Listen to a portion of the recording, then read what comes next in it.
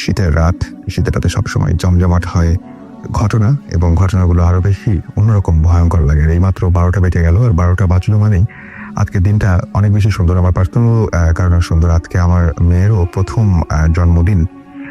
তো সবার কাছে দোয়া চাচ্ছি যে দোয়া করবেন আমাদের সবার জন্য। আচ্ছা, অনেকেই স্টুডিওতে এসে উপস্থিত হতে পারেন না। সেক্ষেত্রে আপনাদের যেটা করতে হয় সেটা হচ্ছে আমাদেরকে ইমেল করতে হয়, মানে আমরা সেই ইমেলগুলো পড়ে ফেলি। প্রতিদিনই সেটা করি এবং আজকেও তার ব্যতিক্রম হবে না। শুরুতেই একটা ইমেল দিয়ে শুরু করতে চাই আজকে এই এপিসোডটি। চলুন শুনে আসি তেমনই একটি ঘটনা। ঠিক যেভাবে আমাকে পাঠিয়েছেন আমি সেভাবে পড়ছি। হ্যালো রাসেল ভাই, কেমন আছেন? আমি জানি আপনি সবসময় ভালোর দলে। আমি মোহাম্মদ ফয়সাল। আমার বাড়ি লক্ষ্মীপুর এবং আমি বর্তমানে দেশের বাইরে থাকছি। আমি বর্তমানে ওমানে থাকি, তাই স্টুডিওতে এসে আমি ঘটনা শেয়ার করতে পারবো না, তাই আপনি পড়ে শোনান। আমি এখন যে ঘটনাটি শেয়ার করছি এটা আমার নিজের সাথে ঘটেছে। This is a very real story and recently এই ঘটনাটা ঘটেছে আমার সাথে, এবং ঘটনাটা যেখানে ঘটেছে সেটা ওমানেই।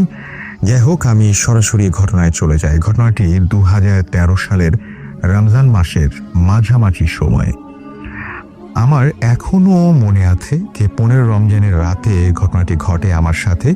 যেহেতু রমজান মাস ছিল, তো রোজা রাখার জন্য যে জিনিসটা বেসিক্যালি আমার দরকার ছিল তা হলো ভোর রাতের খাবার, অর্থাৎ সেহরি।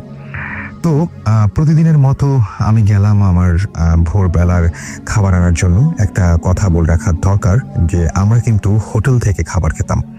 আমাদের রুম থেকে হোটেলের ডিস্টেন্স ছিল মোটামুটি দূরে, এবং রমজান মাসে যতদিন আমি ভোর রাতের খাবার আনার জন্য হোটেলে গিয়েছি, ভোর রাতে প্রায় 3:30-এ অ্যালার্ম দিয়ে রাখতাম এবং খাবার নিয়ে আসতাম।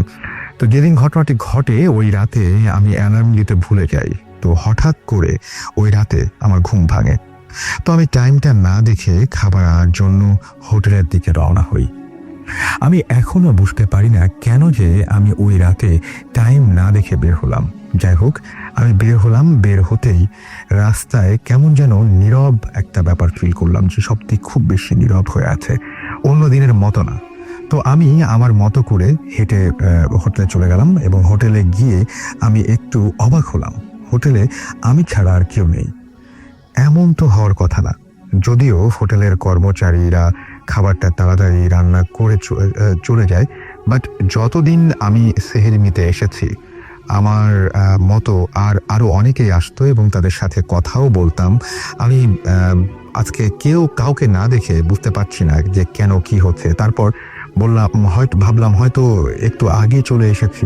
এই ভেবে চিন্তা করলাম যে একটু টাইমটা দেখে নিই। যখনই আমি টাইম দেখি আমার মোবাইলে, আমি বলি যে ও মাই গড, কারণ তখন টাইমটা ছিল ওমানের টাইম রাত 1টা। আমি টাইম দেখে খুব অবাক হলাম। যাই হোক, চিন্তা করলাম হয়তো আমার ভুল হয়ে গেছে। এই ভেবে মোবাইলটাতে একটা গান শুনতে শুনতে যাচ্ছিলাম রুমের দিকে। হঠাৎ গানের সাউন্ডটার সাথে একটা অন্যরকম সাউন্ড আমি শুনতে পেলাম। আমি কিছুক্ষণ শুনে শিওর হওয়ার জন্য আমি কিছুক্ষণ শুনলাম, এবং তারপর আমি বুঝতে পারলাম যে আসলে সাউন্ডটা হচ্ছে, এবং সাউন্ডটা ছিল এরকম যে কেউ হাত তালি দিলে যেরকম সাউন্ড হয়, আমি ক্লিয়ারলি সেরকম একটা সাউন্ড পাচ্ছি। যাই হোক, আমি কেয়ার না করে চলতে থাকি। এক সময় আমি বুঝতে পারি যে সাউন্ডটা ধীরে ধীরে বেড়ে চলেছে এবং বেড়েই যাচ্ছে, আগের থেকে অনেক বেশি জোরে হচ্ছে, এবং আমি খুঁজতে চলতে থাকি এবং চলতে থাকি সামনের দিকে। আস্তে আস্তে আমি একটা শপের সামনে যখন আসি তখন সাউন্ডটা বেশ বেড়ে গেল। মনে হচ্ছে আমার খুব কাছে থেকে কেউ হাততালি দিচ্ছে। যেহেতু অনেক রাত, সো শপটা বন্ধ ছিল, তো আমি সাউন্ডটার কোথা থেকে আসছে ওইটা বোঝার চেষ্টা করছি। এক সময় আমি বুঝতে পারলাম যে সাউন্ডটা ওপর থেকে আসছে, এবং এখন সাউন্ডটা চেঞ্জ হয়ে গেছে। এখন মনে হচ্ছে কেউ হাত দিয়ে কোনো কিছু টাচ করছে। তো আমার চোখ হঠাৎ করে একটা দোকানের সাইনবোর্ডের দিকে গেল, এবং সাইনবোর্ডটায় আমি 2টা হাত দেখতে পেলাম, এবং হাত 2টা সাইনবোর্ডের মধ্যে টাচ করেছে।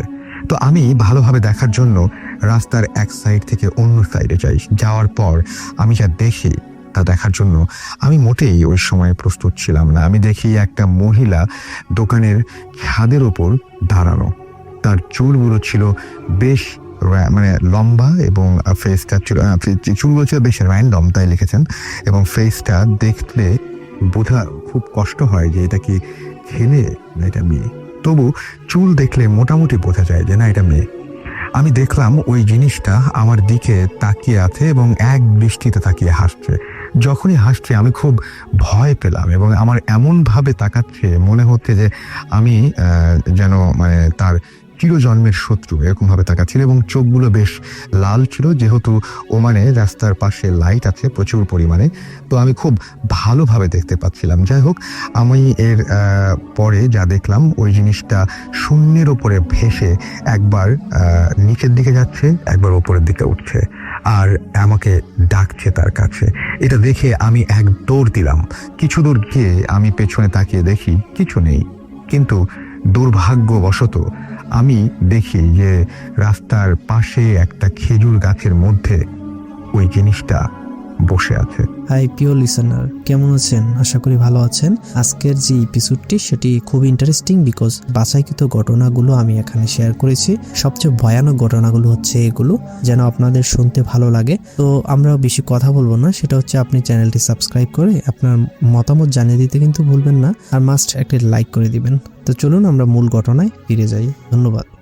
তখন আমি ওই জিনিসটার ফেসটা দেখি খুব বিভৎস, মনে হয় শরীরে এক ফোঁটা মানে কোনো রক্ত নেই, কোনো এক ফোঁটা পরিমাণে ব্লাড নেই এই শরীরের মধ্যে। এবং এটা দেখে আমি এক দৌড়ে রুমে চলে গেলাম। পরে সকালে আমি আমার মাকে বললাম আমার জন্য একজন হুজুরের কাছে যাওয়ার জন্য। আমি প্রথমে কিছু বলি নাই, পরে উনি হুজুরের কাছ থেকে যা শুনেছেন তা হলো কেউ একজন আমার পেছনে মানে জাস্ট একটা মানে মহিলা জিন বলি বা পরি বলি, সে আমার পেছনে লেগেছে এবং সে নাকি সবসময় আমাকে এভাবে ভয় দেখাবে। তারপর আমি মাকে সব খুলে বলি। আমি আজ পর্যন্ত এটা কোনো সলিউশন খুঁজে পেলাম না। এই ছিল আমার ঘটনা। ভালো লাগলে পড়ে শোনাবেন। সত্যি আমি আসলে কতটুকু বোঝাতে পারলাম পড়ে আমি ঠিক জানি না, কিন্তু আপনি রাস্তায় চলতে চলতে দেখেন যে সাইনবোর্ডের ওপরে, অর্থাৎ কোনো সাইনবোর্ড বা বিলবোর্ড যাই বলি না কেন, তার উপরে একটা মহিলা জাস্ট পা ঝুলিয়ে বসে আছে বা এরকম যদি কিছু দেখেন, বা যদি আপনি দেখেন যে খেজুর গাছ তার মধ্যে একটা মহিলা, তাহলে রাতের বেলায় একা রাস্তা চারিদিক নীরব, কতটা ভয় লাগার কথা সেটা ভাবলেই বোঝা যায়। আমরা চলে যাব আমাদের প্রথম অতিথির কাছে, যিনি এসেছেন মাদারীপুর থেকে। আপনারা বুঝতেই পারছেন যে এই সিচুয়েশন মানে সবকিছু মিলিয়ে এখন মাদারীপুর থেকে আসাটা অনেক বেশি difficult, but he is here নাও। এবং তিনি আমার সাথে এখন তার একটা অভিজ্ঞতা, তার নিজের জীবনে ঘটে যাওয়া একটা অভিজ্ঞতা শেয়ার করবেন, এবং সেটা অবশ্যই ঢাকা মেডিকেলের। এবং তিনি তার পরিচয় দেবেন কি করতেন সেই সময়, তিনি এখন যে পেশার সাথে তিনি যুক্ত রয়েছেন, সে সমস্ত পরিচয় তার কাছ থেকে শুনবো। আপনার নামটা প্লিজ বলবেন এবং আপনি জানিয়ে দেন যে আপনি ওই সময় যে সময় আপনি ঘটনাটা বলবেন সে সময় আপনি কি করতেন। আমি হাসান খান, মাদারীপুর থেকে এসেছি। আমি আমার 3টি অ্যাম্বুলেন্স ছিল, অ্যাম্বুলেন্সের ব্যবসা করতাম। ঢাকা মেডিকেলে আমার 2টি অ্যাম্বুলেন্স ছিল, ওইখানে আমি অ্যাম্বুলেন্সের ব্যবসা করতাম। তো এর মাঝেই আর কি একটি ঘটনা আমার জীবনে ঘটে গেছে, অনেক ভয়ঙ্কর ঘটনা। সেটা ছিল 2008 সালের 29শে ডিসেম্বর। তো আমি বিকেলবেলা প্রতিদিন মানে অ্যাম্বুলেন্সের খোঁজ খবর নিতে তো বিকেলে চলে যাই ঢাকা মেডিকেলে। আমার বাসা আজিমপুর থেকে আমি রিক্সা নিয়ে ঢাকা মেডিকেলে চলে গেলাম। যখন আমি ইমার্জেন্সির সামনে গেলাম তখন ওইখানে অ্যাম্বুলেন্সের মালিকরা সবাই দাঁড়ায় এবং ড্রাইভাররা দাঁড়ায়, বিভিন্ন রোগী ওইখান থেকে বের হয় ওই ভাড়া ধরার জন্য। তো আমি যখন ওইখানে গিয়ে দাঁড়ালাম দেখতে পেলাম একটা মানে অনেক বয়স্ক লোক, সে আর পিছনে তার ওয়াইফ খুব কান্নাকাটি করছে। তাদের একটা মানে তার মেয়ে মারা গেছে, আগুনে বার্নে মারা গেছে, তাকে মানে নেওয়ার জন্য তাদের কাছে ভাড়ার টাকা নেই। তার বাড়ি ব্রাহ্মণবাড়িয়া একটি গ্রামে, সেখানে নেবে, কিন্তু কোনো অ্যাম্বুলেন্সের ড্রাইভার বা মালিক কেউ রাজি হইতেছে না। তখন মানে তার কান্না এবং কাকুতি মিনতি দেখে আমি আমার ড্রাইভারকে বললাম যে তারা খুব সমস্যায় পড়ছে, গরিব মানুষ, টাকা নাই, তুমি গ্যাসের টাকা নিয়ে একে দিয়ে এসো। পরে ও বলল যে না, আমি এই ডেড বডি নিতে পারবো না। আমি ওরে বললাম যে কেন, কি হয়েছে? আপনি আসেন আগে, ডেড বডিটা দেখেন, তারপর যদি মনে হয় নেওয়ার মতো তাহলে আমি যাব। আমি ঠিক আছে তাহলে চলো। পরে আমি ওই কাকাকে বললাম, চাচা চলেন তো আপনার মেয়েটাকে দেখে আসি। দোতলায় 3 তলায় বার্নিং উঠে, সেখানে সে মানে ডেড বডিটা রাখা আছে এক সাইডে। তো ওই বিভৎস চেহারা দেখে মানে আমার তার সমস্ত শরীর, গলার অংশ, মুখের অংশ, সমস্ত কিছু পোড়া, শুধু চোখ দুটো তার পাপড়ি, মানে চোখের পাপড়ি পোড়া, চোখ দুটো তাকিয়ে আছে, ঠিক মনে হলো কি আমার দিকে তাকিয়ে আছে। মানে এরকম মানে ভয়ঙ্কর দৃশ্য আমি দেখে আর দাঁড়িয়ে থাকতে পারলাম না। আমি ওখান থেকে সাথে সাথে চলে আসলাম। তারপরে ওর মানে মা এবং বাবা আমার পিঠ হাত ছাড়লো না, যে বাবা দয়া করে আমার মেয়ের ডেড বডিটা একটু দিয়ে আসি, আমি মানে আমার কাছে টাকা নাই, আমি খাইতে পারতেছি না, দুপুরের ভাত খাইনি। এরকম অনেক কান্নাকাটি করার পর আমি আমার ড্রাইভারকে বললাম যে তুমি আমার তরফ থেকে 500 টাকা নাও, আর ওনাদের ভ্যাসের টাকাটা নিয়ে ওনাদের দিয়ে আসো। তো ও বললো যে ভাই আমি একা যাইতে পারবো না, আপনার আর এক গাড়ির হেল্পার আছে, ওরে আমার সাথে যেন। তো আমি বললাম যে ঠিক আছে, তাহলে তুমি ওরে নিয়ে যাও, ওরে নিয়ে তুমি এই ডেড বডিটা নিয়ে চলে যাও। পরে ও বললো ঠিক আছে, তাইলে আমি দেখি। এই ঘটনা শেষ। আমি ইমার্জেন্সির ওইখানে সন্ধ্যা বন্ধ থাইকা চলে আসলাম। আসার পরে আমি ঢাকা মেডিকেলের নার্সিং ইনস্টিটিউট, হয়তো আপনারা কিনবেন, ওইখানে একটি বট গাছ আছে, ওইটার নিচে আমরা বসি, মালিকরা প্রায় সবাই বসে। তো ওইখানে বসে আমি বলতেছিলাম যে আসলে ঢাকা মেডিকেলে এতদিন আসলাম, 2 বছর হয়ে গেল ব্যবসা করতেছি, এখনো লাশ কাটা ঘরে কখনো যাইনি। তো আমার এক মানে মালিক উনি বললো যে লাশ কাটা ঘরে যাননি, কোন কি এত বছর হয়ে গেল, তো যার চলেন। আমি বলছি যে চলেন যাই। তো ওইখানে ওর বললো একটু পরে যাই, ওই কাসেম মামারে ডাইকে নিয়ে আসি, যে আর কি লাশ কাটা ঘরের ওই বিভিন্ন ইথি নিয়ে যায়, বয় বলে আর কি ওদেরকে। তো কাসেম মামা আসুক, ওর সাথে যাব। পরে আমি বললাম ঠিক আছে তাহলে থাকি। তো 9টার দিকে, মানে তখন রাত্রি 9টা, অনেক ঠান্ডা, শৈত্যপ্রবাহ চলতেছে, মানে পুরো বৃষ্টি হচ্ছে হালকা হালকা। তো আমরা 9টা 9:30টার দিকে ওই লোকটাকে ডাকলো, কাসেম মামা তাকে ডাকলো। সে তাকে বললো যে এই আমার বন্ধু একটু ভেতরে যাবে, লাশটা ঘরে দেখবে, তুমি একটু সাথে নিয়ে যাও। পরবর্তীতে ওই কাসেম মামা বললো আসেন মামা, আসেন আমার সাথে আসি। পুরান ঢাকার মানে লোক, ওরা ওই মেডিকেলেই থাকে, 4র্থ শ্রেণীর কর্মচারী। তো আমাকে নিয়ে গেল, নিয়ে সামনে যাইতে আমি দেখি আমার সেই ড্রাইভার ওইখানে দাঁড়াই রয়েছে। তো আমি বললাম তুই যে কি করছ, তুই আনো যাস নাই? বলতেছে যে না ভাই, যে কি একটা কাগজে সই করা লাগবে, ডেড বডি তো উঠাইছি, ওই কাগজে সই করা লাগবে, এই জন্যই আসছি। আমি বলবো ও আচ্ছা, তাহলে আয় তো আমি ক্লাস কাটা ঘরে দেখতে। তা চলেন। তা ওর সাথে আমি গেলাম। যাওয়ার পরে ও দরজা খুলে দেয়, আমি আস্তে ভিতরে ঢুকি। তো ওই যে কাতের মামা বয়, ও ওইখানে যে কাজ করে, তাকে বলতেছে যে মামা সাইন মামার বন্ধু একটু দেখবে, আপনি একটু দেখান।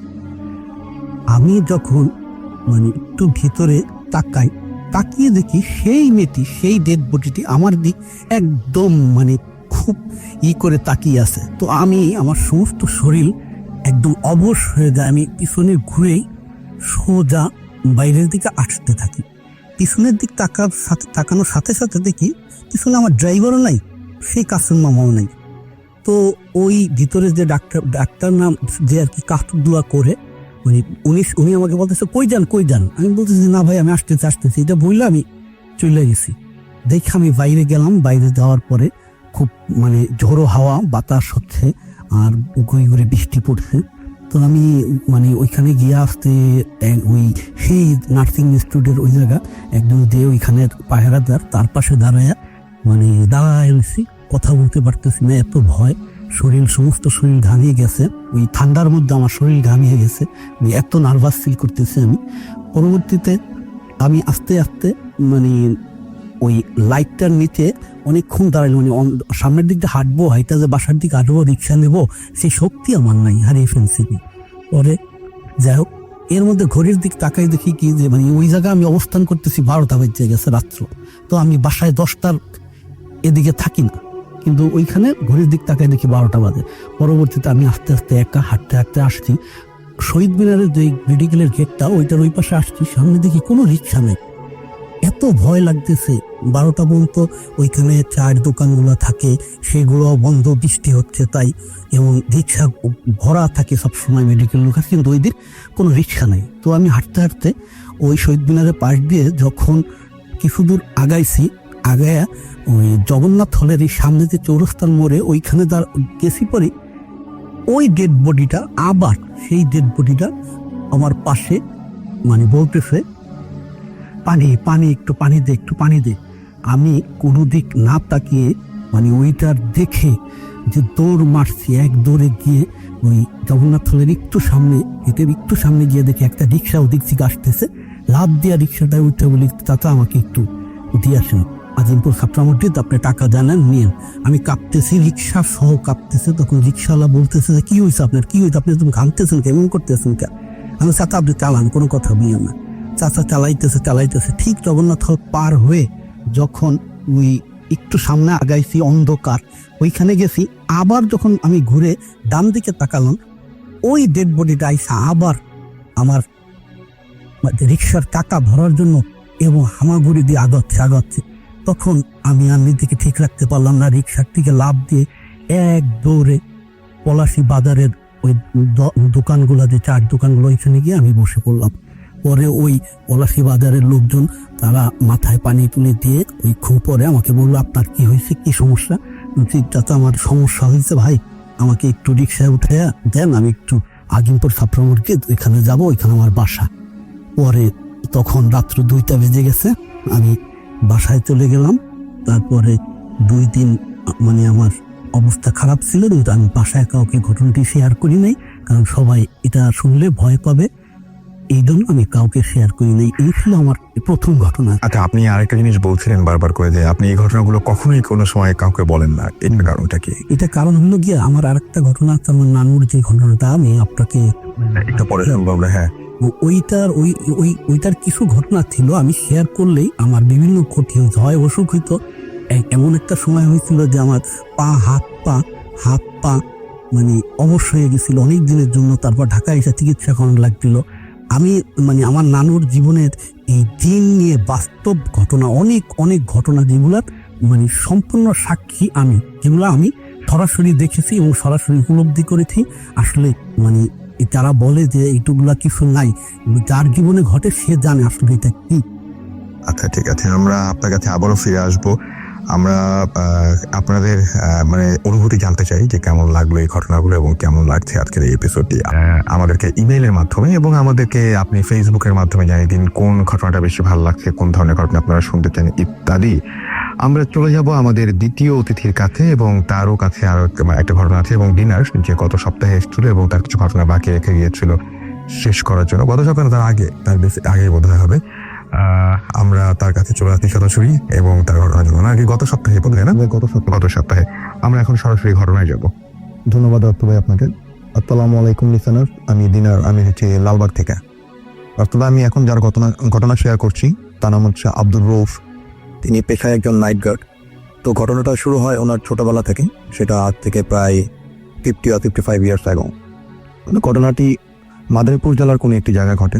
তো ওনার যখন বয়স 6 তখন ওনার বাবা মা ওনাকে রেখেই মারা যান। তো উনি যৌথ ফ্যামিলিতে ছিলেন, কিন্তু ওনার যে চাচা ছিলেন, ওনার দাদা দাদি ছিলেন না, ওনার চাচা চাচিরা, তারপর ওনার আরো যে সব রিলেটিভরা ছিল, তারা ওনাকে কেমন একটা আদর করতো না বললেই চলে। তো উনি খুব অবহেলায় ওনার দিন কাটতেছিল। তো কোনো রকম চাচারা যা দিতেন উনি তাই খেতেন। তো একদিনকার সকালের ঘটনা, উনি ঘুম থেকে উঠে দেখেন যে উনি যে রুমটায় থাকতেন, তো উনি দেখলেন ওনার রুম থেকে বেরিয়ে যে ওনাদের উঠানে 3টা পিতলের কলস, এবং 3টা কলসই মুখ নাল একটি কাপড় দিয়ে মানে বাঁধা ছিল। তো উনি কাছে গেলেন, কাছে গিয়ে ভাবলেন যে কে এসে রেখে গেছে এখানে, নাকি কেউ ভুলে এসে রেখে গেছে। উনি এটা দেখার জন্য সামনে যান। তো সামনে গিয়ে উনি একটা কলসের মুখ খুলেন। তো একটা কলসের মুখ খুলে উনি যেটা দেখলেন সেটা হচ্ছে যে অনেকগুলো পয়সা দিয়ে ভর্তি। তো উনি এটা দেখার পর একটা পয়সা যখন উনি হাতে নিতে গেলেন, তখন সেই কলসের ভিতর থেকে একটা সাপের মতো বের হলো। তো এটা দেখে উনি সেখানে খুবই ভয় পায়, এবং ভয় পেয়ে উনি সেখানে পেনপ্লেস হয়ে যায়। তো যখন ওনার জ্ঞান ফিরে, তখন উনি নিজেকে রুমে আবিষ্কার করেন। তখন ওনার চাচারা ওনাকে জিজ্ঞেস করে যে কি হয়েছিল, তোমাকে এরকম উঠানে অজ্ঞান অবস্থা পাইছি আমরা। তখন উনি সবাইকে বলে যে আমি এরকম 3টা পিতলের কলস দেখছি সেখানে, কিন্তু ওনারা সবাই বলে যে আমরা তো কোনো পিতলের কলস দেখতে পাইনি, এসব কি বলতেছ। তো রাসেল ভাই এটা দেখার পর থেকে তিনি কিছুটা অসুস্থতা বোধ করতে লাগলেন, এবং তার কয়েকদিনের মাথায় তার গুটি বসন্ত, যেটা চিকেন পক্স, তো ওনার সারা শরীরে ভরে গেল।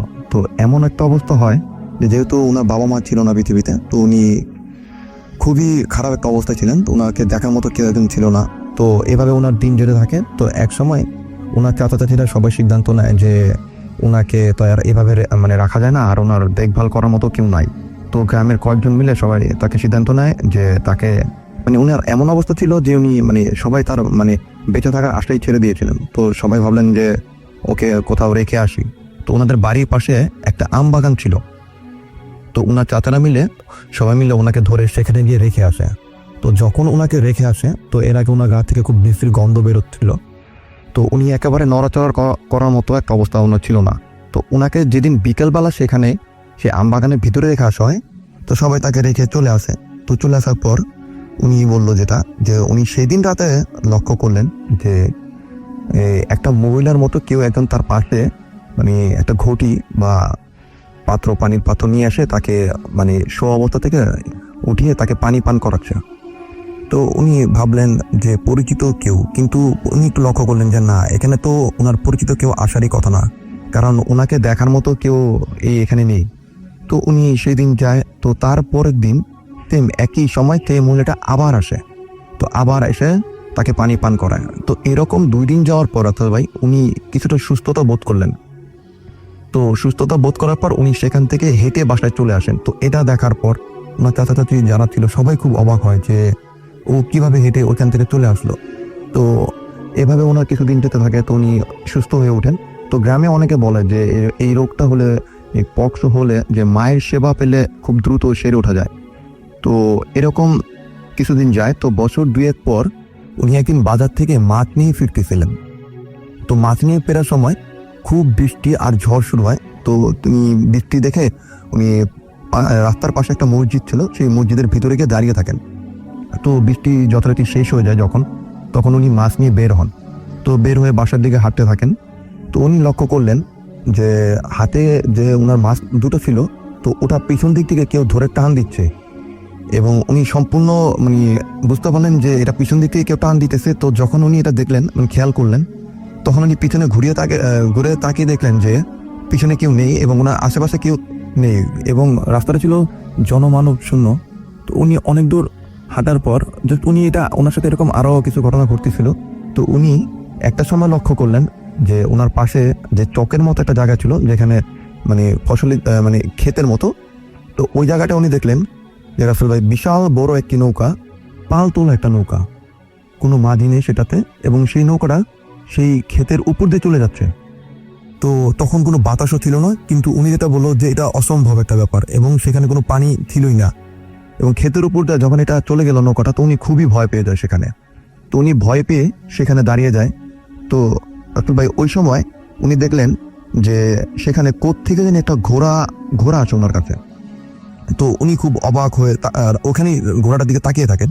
এবং তখন উনি লক্ষ্য করলেন যে পিছন দিক থেকে একটা মহিলার মতো কেউ একজন আসতেছে। তো উনি মহিলাটাকে দেখে একটু সাহস পেলেন যে কেউ একজন আসতেছে, একসাথে হেঁটে যাওয়া যাবে। কিন্তু উনি অনেকক্ষণ দাঁড়িয়ে সেখানে ওয়েট করার পরও দেখলেন যে উনি মহিলাটাকে যত দূরে দেখছেন কিছুক্ষণ আগে, উনি সেই জায়গাটায়। তো উনি যে ওইখানে থেমে আছেন, কিন্তু উনি ওনার কাছে আর আসতেছেন না।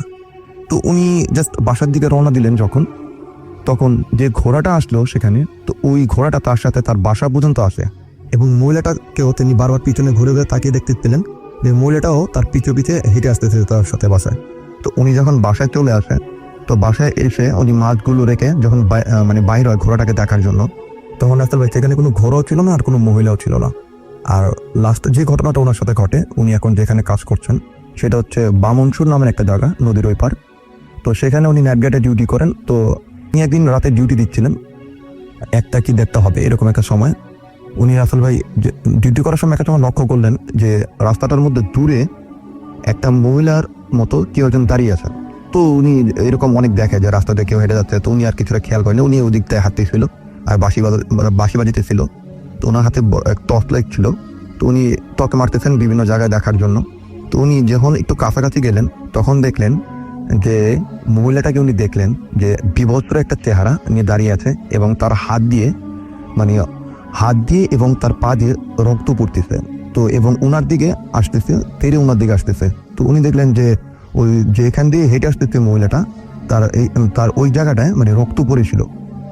তো এটা দেখার পর রাসূল উনি খুব ভয় পায়। তো উনি ভয় পেয়ে মানে নিজে নিজে আশেপাশে যারা ছিল তাদেরকে ডাকতে শুরু করলেন যে এখানে কে আছেন দেখেন। আর উনি খুব বাঁশি বাজাতে লাগলেন। তো তখন উনি তার পিছন দিক থেকে মানে কারো হেঁটে আসার শব্দ পেলেন। তো যখন তিনি তার পিছন দিক থেকে কারো হেঁটে আসার শব্দ পেলেন তখন তিনি পিছে তাকিয়ে দেখলেন ওই যে মহিলাটিকে যাকে তিনি ছোটবেলায় দেখছিলেন আমবাগানের ভিতরে এবং যেদিন মাছ নিয়ে ফিরতেছিলেন, সেই মহিলাটি তার পিছন দিক দিয়ে হেঁটে আসতেছে। এটা দেখার পর রাসূল ভাই যখন উনি সামনে ঘুরে টর্চ ফেলে, তো সামনে ঘুরে দেখে যে বিভস্ত্র চেহারা মহিলাটিকে উনি সামনে দেখছিলেন সেটা নেই। তো এটা দেখার পর উনি আবার পিছনে ফিরে তাকান এবং পিছনে ফিরে তাকিয়ে দেখেন যে পিছনে যে মহিলাটাকে তিনি দেখছেন একটু আগে, সেই মহিলাটা ওনার সাথে নেই। তো এটা দেখার পর আসলে উনি খুবই ভয় পান। তো এমনি অনেক যারা এই জিন তারায় বা এরকম যেসব বুজুর্গ লোক আছে উনি তাদেরকে কাছে গিয়ে বলেন ঘটনাগুলো, তারা কেউ তার কোনো সলিউশন দিতে পারেনি এবং কেউ বলেনি যে তার সাথে কোনো খারাপ জিনিস বা ভালো জিনিস আছে কিনা। কিন্তু রাসূল ভাই উনি প্রায় সময় এই মহিলাটিকে দেখতে পায় এবং আমি যদি রাসূল ভাই কখনো সুযোগ পাই ওনাকে নিয়ে আসবো, ওনার কাছে এই মহিলা নিয়ে আরো কিছু ঘটনা আছে। অনেক ধন্যবাদ আপনাকে। আমরা চলে যাচ্ছি একটা ছোট্ট বিরতিতে এবং বিরতির পরে আবারও ফিরে আসছি, আমাদের সঙ্গে থাকুন। আমরা চলে যাবো আমাদের প্রথম অতিথির কাছে তার পরবর্তী ঘটনায়। আপনার নামটা একটু প্লিজ বলবেন। আরেকবার বলতে হবে আপনার নামটা। আমি রাশিদুজ্জামান খান রাতুল মাদারীপুর থেকে এসেছি। তো আমি এখন যে ঘটনাটা আপনাকে প্রশ্ন ছিল ডক্টর তারওয়ার করে লাভটা শেষ পর্যন্ত পৌঁছানো হয়েছে এবং ভালোভাবে পৌঁছে দিয়ে আসছে ড্রাইভাররা। পরের দিন আমার সাথে দেখা করেছে। ওকে, আমরা দ্বিতীয় ঘটনায় চলে যাই। দ্বিতীয় ঘটনাটি আমার নানুকে নিয়ে, আমার নানুর ঘটনা সম্পূর্ণ। এই ঘটনাটি আমার পরিবারের যারা আছে মানে তারা সবাই কম বেশি জানে যে আমার দুই মেয়ে আছে আপনার সঙ্গে। হ্যাঁ, মাকটুন এবং অর্পা আমার সঙ্গে আসছে। আমার মা মানে অনেক মামাতো ভাই, খালাতো ভাই সবাই এই ঘটনাগুলা শুনতে এবং মানে শুনতেছে। এখন রেডিও ফুর্তিতে সবাইকে আমি শুভেচ্ছা জানাচ্ছি এবং সকল লিসেনারকে নতুন বছরের শুভেচ্ছা জানিয়ে আমি আমার ঘটনায় চলে যাচ্ছি। তখন আমি ক্লাস 10-এ পড়ি। তো আমার নানু তাকে নিয়ে পরীক্ষা শেষে বেড়াইতে যাই তার দেশের বাড়ি সুরেতঘর, যেটা শরীয়তপুর জেলায় হালুইসার গ্রামে। তো ওইখানে যাওয়ার পরে একদিন রাত্রে আমার নানুর চাচি এবং নানুর ভাই দুজনে মানে আমার নানুকে নিয়ে ওই ভারে বসে আর কি বলে, এটা ভারে বসে আল্লাহ আল্লাহ জিকির করে, অনেক মানে জিকির করতে থাকে। এটা হলো দিন তাদের সাথে আনে আর কি, যেটাকে বলে। তো আমার নানু এদের জিকির করতে হঠাৎ মানে আমার মানে ভয়টা শুরু হয়ে যায় যে হঠাৎ আমার নানু লাফ দিয়ে উঠে করে একটা প্রচন্ড শব্দ করে সে দাঁড়িয়ে যায়। তার চোখ দুটো মানে রক্তে লাল, এরকম দেখতে প্রচন্ড ভয়ঙ্কর। আমি ওইটা দেখে নিজ দিক করে আমি বসে দেই। তারপর ওরা আমার ওই নানা এবং নানুর চাচি তাকে অনেক প্রশ্ন করে। সে বিভিন্ন প্রশ্ন বলে যে আমি নদীর পাড়ে থাকি, রক্ত খাই, মোরগ খাই। তোমার এই বাল্যেক যাকে মানে যার সাথে আসে তাকে বাল্যেক বলে। এই বাল্যেক তো আমাকে আগে অনেক মানে খাওয়াইতো, এখন খাওয়ায় না। এটার একটা ঘটনা আছে যে আমার নানুকে সপ্তাহে দেখাইতো আগে যে একজন হুজুর সে এসে বলতো যে তুই অমুক জায়গায় 2টা মুরগি, কালো মুরগি রাইখা দে। তো নানু আমাদের সাথে আলাপ করতো, নানার সাথে আমার খালারদের সাথে। তারা বলতো তোমার যেহেতু সপ্তাহে দেখায় তুমি দিও। আমরা ওই 2টা কালো মুরগি এনে ওই আমার নানুর বাড়ির পিছনে, এটা মাদারীপুরের, যখন রাখতাম রাত্রেবেলা মানে সন্ধ্যার দিকে রেখে আসতো। ও এইভাবে বলতো, এইভাবে বেঁধে রেখে আসতো। সকালবেলা দেখতাম ঠিক ময়লা ফালায় যেখানে, ওইখানে শুধু পশমগুলো আছে, আর কিচ্ছু নেই, মুরগি 2টা নেই। এবং কয়েক সপ্তাহ যাওয়ার পরে আমার নানুর অনেক অসুস্থ হয়ে পড়ে। পরে সে এক হুজুরের কাছে যায়। পাশেই আমার এক মামাতো ভাই আর বাপ এবং আদি আপ, ওরাও শুনছে কথা। ওর দাদা এইগুলার চিকিৎসা দিত, তার কাছে যায়। যাওয়ার পরে সে বলছে যে আপনি আর এইগুলা করেন না, দিয়েন না, এটা একটা শয়তানের খেলা। পরবর্তীতে যাই হোক ওই ঘটনা চলে গেল। আমি ওই নানুর বাড়ি তাকে জিজ্ঞাসা করি। এর মধ্যে ওই আমার নানু বলতেছে যে এই বাড়িতে 3 মাস পরে একটি বিয়া হবে, বিয়া ঢোল ঢক্কর বাজায় বিয়া। আপনার ওই 3 মাস পর যখন 3 মাস শেষ হয় ওই দিনই আমার এক মামি সে বিষ খেয়ে ওই বাড়িতে মানে যেদিন ও বলেছিল ওই দিনই মারা যায়, মানে বিষ খেয়ে আত্মহত্যা করে। আমার মামি, সেই মামি তখন ক্লাস 10-এ পড়তো, আমার মতোই, মানে আমিও 10-এ পড়তাম, মামিও 10-এ পড়তো। আমার মামা বিয়ে করেছিল নতুন, 6 মাস হবে, ঠিক 3 মাস পর আমার নানি মারা যায়। তার মানে যা বলছিল সত্য হয়েছিল। যাই হোক, আমি আমার মূল ঘটনায় চলে যাই। পরে আমার নানি যখন মানে এগুলো জিজ্ঞেস করতো, হঠাৎ আমার নানি মানে ভার চলে যায়, সে অজ্ঞান হয়ে পড়ে যায়। তো আমি মানে আমার খুব বাথরুম চাপে, তো গ্রামের বাড়ি তো, ঘরের পিছনে বিরাট একটা মানে বাগান, জঙ্গল, ওই জঙ্গলের এক সাইডে বাথরুম, একদম এক সাইড। তো আমি আমার ওই নানাকে বলি, নানা আমি একটু বাথরুমে যাবো। তা নানা আমাকে একটা হেরিকেন ঢালিয়ে আমাকে নিয়ে যায় বাথরুম, ওইখানে দিয়ে বলে তুমি ঢোকো, আমি সামনে আছি। তো আমি হেরিকেনটা বাইরে রেখে আমি বাথরুম শেষ করে আমি যখন বেরোই দেখি ওই নানা নাই, হেরিকেন ঠিক ঝুঁকতেছে। তো আমি হেরিকেনটা নিয়ে একটু ভয়ে ভয়ে আগুইতেছি, সেই ঘরের সামনে আসছি দেখি আমার নানু বাইরে হাইটা যাইতেছে। তো এরকম অনেকবার হয়েছে আমার নানুর সাথে, যখন এটা ভার করে তখনই নানু ওই ঘরের থেকে বাইরে দৌড়ে যাইয়া, তো আমরা পিছ থেকে বাইরে ধরে রাখতাম। আমি ওই দিনই স্বাভাবিক মনে করছি নানু মনে হয় বাইরে যেতেছে গিয়া, তো আমি নানুর পিছ দৌড় দিলাম। দৌড় দিয়ে গিয়া নানুকে যখন ওই বাড়ির উপরে মানে সামনেই একটা বড় রাস্তা, মাটির রাস্তা কাটতে, ওইটা এখন পিচ ঢালি হয়ে গেছে, আগে অনেক বড় রাস্তা ছিল। ওই রাস্তা থেকে নানুর বাড়ির থেকে রাস্তায় উঠতে অনেকটা উস্তুরে উঠতে হয়। তো আমি নিচ থেকে নানুরে যখন আমার মানে তার কাপড়টা ধরলাম, নানু কইজান দাঁড়ান, সে আমাকে একটা ধাক্কা দিল, আমি উড়ে মানে ওই রাস্তার আর এক পারে গিয়ে পড়ে গেলাম। মানে এত শক্তি ছিল যে আমি কাপড়টা ধরে রাখছি, আমাকে এক টান দিয়ে ফালাই দিয়ে নানু ওই রাস্তা দিয়ে নাইমা নদীর পার, ওইখান থেকে কিছু দূর আগাইলেই তার উপর শাক খাত, ধান ক্ষেত, ওইটার মাঝখান দিয়ে পথ। ওই নদীতে আমরা সবাই ওই বাড়িতে বেড়াইতে গেলে গোসল করি, এবং ওই বাড়ি এবং এলাকার লোকজন ওই নদীতেই গোসল করে। তো তখন এত রাত্রে নানু হেঁটে হেঁটে ওই নদীর পারে চলে গেল, আমি তার পিছ চিল্লাচিল্লি করতে করতে যাইতেছি। আমি যাইতে যাইতে দেখি নানু নদীর মাঝে মানে কিছু দূর হাইটা, ওই নদীর ভিতরে অনেক দূর হাইটা যাওয়া যেত, মানে বুক পর্যন্ত পানি ছিল। তারপরে আবার বড় নদী, পদ্মা নদী অনেক বড়। তো ওই নদীর মানে কিছু দূর গিয়ে সে ডুব দেয়, আর বড় বড় মাছ উঠায় আর মাছ খায়। আমি বাইরে এই পারে দাঁড়ায় এত চিৎকার করতেছি, সে করে গিয়ে কিছুক্ষণ পরে ডুব দেয়, উঠে একটা মাছ খায়, হ্যাঁ আবার আমার শিক্ষা মায়েরা বলে এই তুই খা। আমি বলতেছি যে নানু আমি মানে সব লোকজন ডাককে আনবো, আপনি আসেন এমন করেন না, আসেন। অনেকক্ষণ ট্রাই করতেছি, কিন্তু সে আর আসতেছে না, সে খালি ডুব দেয় আর ওইটা করে। তখন দূর থেকে একটা নৌকা, বড় নৌকা আসতেছে। নৌকাটার এক মানে রাসেল ভাই, নৌকার এক সাইডে যে ওরা রাত্রে সকালে ভাত রান্ধে এবং ওরা খায়, পরে পদ্মায় যায় মাছ ধরতে। তো ওই যখন আপনার ওই আগুন জ্বলতেছে, দেখতেছে, তখন আমি নানুরে বললাম ওই যে নৌকার লোক আসতেছে, ওই দিয়ে আপনি দেখুন, ওই আগুন দিয়ে আপনার এখন ধরাম। এটা বলার সাথে সাথে নানু করলোকে আসতে সুন্দরভাবে উঠা আমার পাশ দিয়া আবার হাঁটতে হাঁটতে বাড়ির দিকে আসতেছে। তো আমিও তার পিছ হাঁটতে বাড়ির দিক যাইতেছি। ঠিক যখন ওই রাস্তাটার কাছে গেছি, সে করলো কি মানে সে হলো হাতে, আমি হলো দৌড়ে। বিষয়টা এরকম, আমি দৌড়ে আর সে হলো হাঁটতে যায়, মানে এত স্পিড তার হাঁটায়। পরে ওই রাস্তার উপরে যখন উঠা আবার যখন নামতে গেছে, আমি একটু পিছনে, এরপর যখন আমি রাস্তার উপরে উঠতে দেখি কেউ নেই। আমি দৌড়ে গেছি, আস্তে আস্তে যাই ঘরের ভিতর যখন ঢুকলাম, ঘরে গিয়া দেখি রাসেল ভাই আমার যেই নানু ওই যে দিন তার উপরে ভার করছিল, তারপর সে ঠাস করে শুয়ে পড়ে, সেই নানু সেইভাবে আস্তে শোয়া, সেই জায়নামাজটার উপরে, তার গায়ে কোনো ভিজা পানি পুনি কিচ্ছু নেই।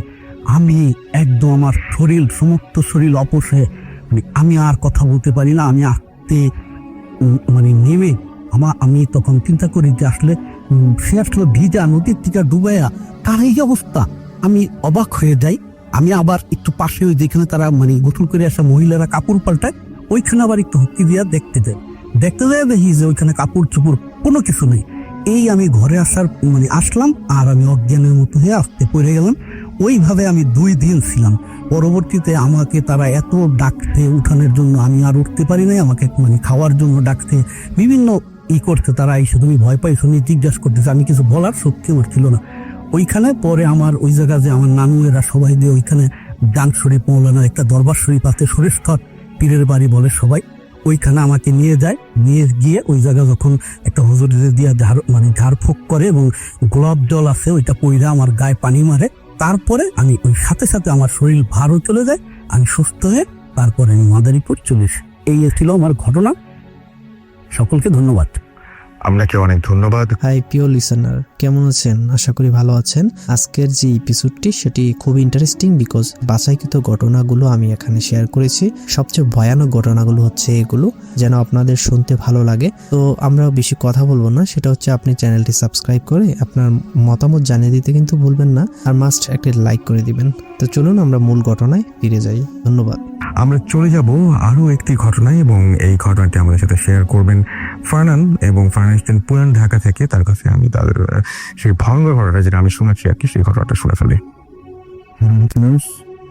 হ্যালো লিসেনার্স, আমি ফারহান পুরান ঢাকা থেকে এসেছি। আর প্রথমেই রাফিল ভাই এবং মাকমুন ভাইকে আমি জানাচ্ছি নতুন বছরের অনেক শুভেচ্ছা, এবং সেই সাথে রেডিও 40 যারা লিসেনার্স আছেন এবং ভূতে ফেমে যারা লিসেনার্স, তাদের সবাই জানাচ্ছি অনেক অনেক হ্যাপি নিউ ইয়ার। তো আজকে আমি সর্বপ্রথম যে ঘটনাটা শেয়ার করবো সেটা হচ্ছে আমাদের পুরনো ঢাকার একটা ঘটনা, এবং একটা বাসার সাথে রিলেটেড এই ঘটনাটা। এবং এই বাসাটা এখন বর্তমানে কোথায় আছে সেটা এক্স্যাক্টলি আমি ঠিক জানি না, হয়তো বা সেটা শাখারি বাজার অথবা তাঁতি বাজারের কোনো একটা জায়গায় এখনো বাসাটা রয়েছে। কিন্তু বর্তমানে বাসাটা একটা 4 তলা বিল্ডিং, কিন্তু এর আগে বাসাটা একটা অনেক পুরনো একটা বাসা ছিল, এবং সেটাকে ভেঙে তারা এখনকার অবস্থায় নিয়ে আসে। আর এই বাসার মালিক যে ছিল এখনো অবশ্য মালিক আছে সেটা উনি হচ্ছেন একজন পুরনো হিন্দু জমিদার। তো উনি ছিলেন হিন্দু জমিদার, এবং ওনাদের বাসাটা যখন প্রথমে পুরনো ছিল কনস্ট্রাকশন করানোর আগে, তখন এই বাসাটার একটা স্পেসিফিক নাম সবাই জানতো, এবং এই বাসাটার নাম ছিল যে মন্দির আলা বাড়ি। কেননা বাসাটা অনেক পুরনো, অনেক দেয়ালগুলো অনেক পুরনো ছিল, দেখতেও প্রায় ব্রিটিশ আমলের বাসাগুলোর মতো ছিল। এবং সব থেকে যেটা মানে দেখার বিষয় ছিল সেটা ছিল যে মানে ছাদের উপরে, 3 তলা ছাদের উপরে যে ওদের যে খিদে কোঠা ছিল সেটার উপরে মানে 4টা গম্বুজের মতো ছিল, সেটা ঠিক মন্দিরের মতো। এই জন্য অনেকেই সেই বাসাটাকে মন্দির আলা বাড়ি নামেও ডাকতো। তো সেই বাসাটাকে যখন ভেঙে মানে কনস্ট্রাকশনের জন্য ফাউন্ডেশন দেওয়া হবে, ঠিক তখনই তারা যেটা পায় যে মাটি যখন খোঁড়া হয় ফাউন্ডেশন দেওয়ার জন্য, তখন তারা ওই বাসাটার নিচ থেকে প্রায় 7টা কুয়া পায়। এবং সব থেকে অবাক বিষয় ছিল প্রত্যেকটা কুয়াই ছিল তখন জীবন্ত।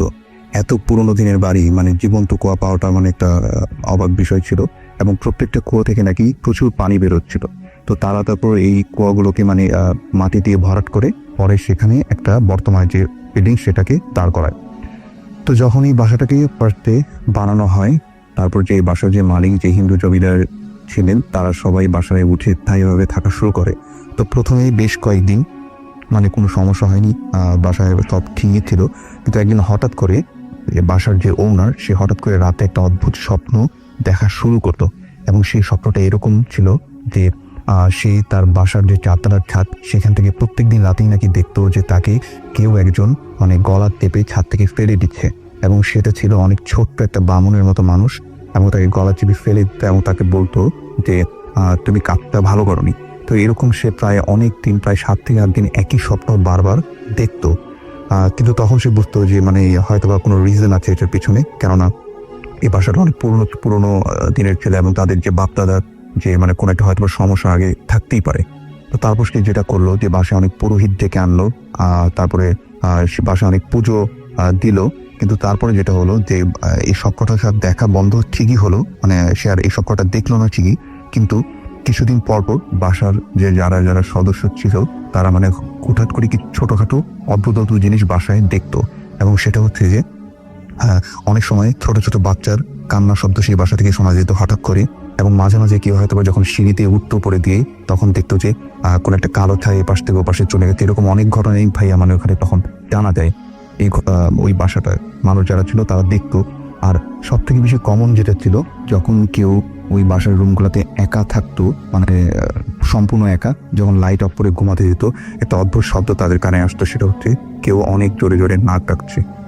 এরকম অনেক কমন ঘটনা এই বাসার যারা থাকে তারা সবাই মোটামুটি ফেস করছে। কিন্তু এখন স্পেসিফিক একটা ঘটনা আমি শেয়ার করবো, সেটা হচ্ছে ওই বাসার 4 তলায় একটা খ্রিস্টান ভাড়াটিয়া ওঠে, মানে খ্রিস্টান দম্পতি ওঠে। তারা এই ঘটনাটা ফেস করে, এবং তারা যখন ফার্স্টে ওই বাসায় থাকা শুরু করে, প্রথম তারাও মানে কোনো সমস্যা আসলে কিছু একটা দেখেনি। কিন্তু একদিন রাত্রে নাকি যে হাজবেন্ড ছিল, মানে তার হাজবেন্ড অ্যান্ড ওয়াইফ ওই বাসাটায় রাতে থাকতো, ওই রুমটাতে 4 তলা যে ফ্ল্যাটটাতে সেখানে থাকতো। একদিন রাতে হাজবেন্ডকে সম্পূর্ণ একা সেই বাসাটাতে রাতে থাকতে হয়। তো ঠিক যখন সে রাতে মানে তার রুমে ঘুমিয়েছিল, তখন প্রায় গভীর রাত্রের দিকে সে একটা অদ্ভুত শব্দ তার কানে আসতো। সেটা হচ্ছে যে হঠাৎ করে মানে পানি পড়া শব্দ, ঝপঝপ ঝপঝপ করে পানি পড়া শব্দ। তখন সে চিন্তা করলো এত রাত্রে মানে পানি কোত্থেকে আসবে। সে ভালো মতো শব্দটাকে শুনলো এবং সে দেখলো যে এটা আসলে বাইরের থেকে না, এটা হচ্ছে তার রুম থেকে আসলে আসতেছে। এবং এই শব্দটা তার পাশের রুম থেকে আসতেছে, সেটা তার বাথরুম থেকে আসতেছে। মনে হচ্ছে কেউ সেই বাথরুমে গোসল করছে। এবং সে গোসল করাটা এমন যে ভাইয়া যে কেউ যদি মগ থেকে পানি নিয়ে বালতি দিয়ে গোসল করে ঠিক যেরকম শব্দ হবে, ঠিক সেরকম ঝপঝপ করে শব্দ হচ্ছে একটু পরপর। সে তখনও মানে কিছু বুঝতে পারেনি আসলে কি হচ্ছে। সে চিন্তা করে যে আমি পাশের রুমে যেয়ে দেখি, কেননা বাসায় তখন একদম খালি ছিল, তার ওয়াইফও বাসায় ছিল না। এই শব্দ কোত্থেকে আসবে আসলে? সে বাথরুমের সামনে গেল এবং দেখলো যে বাথরুমের গেটটা অর্ধেক ভেড়ানো এবং বাথরুমের লাইটটা তখনও জ্বলছিল।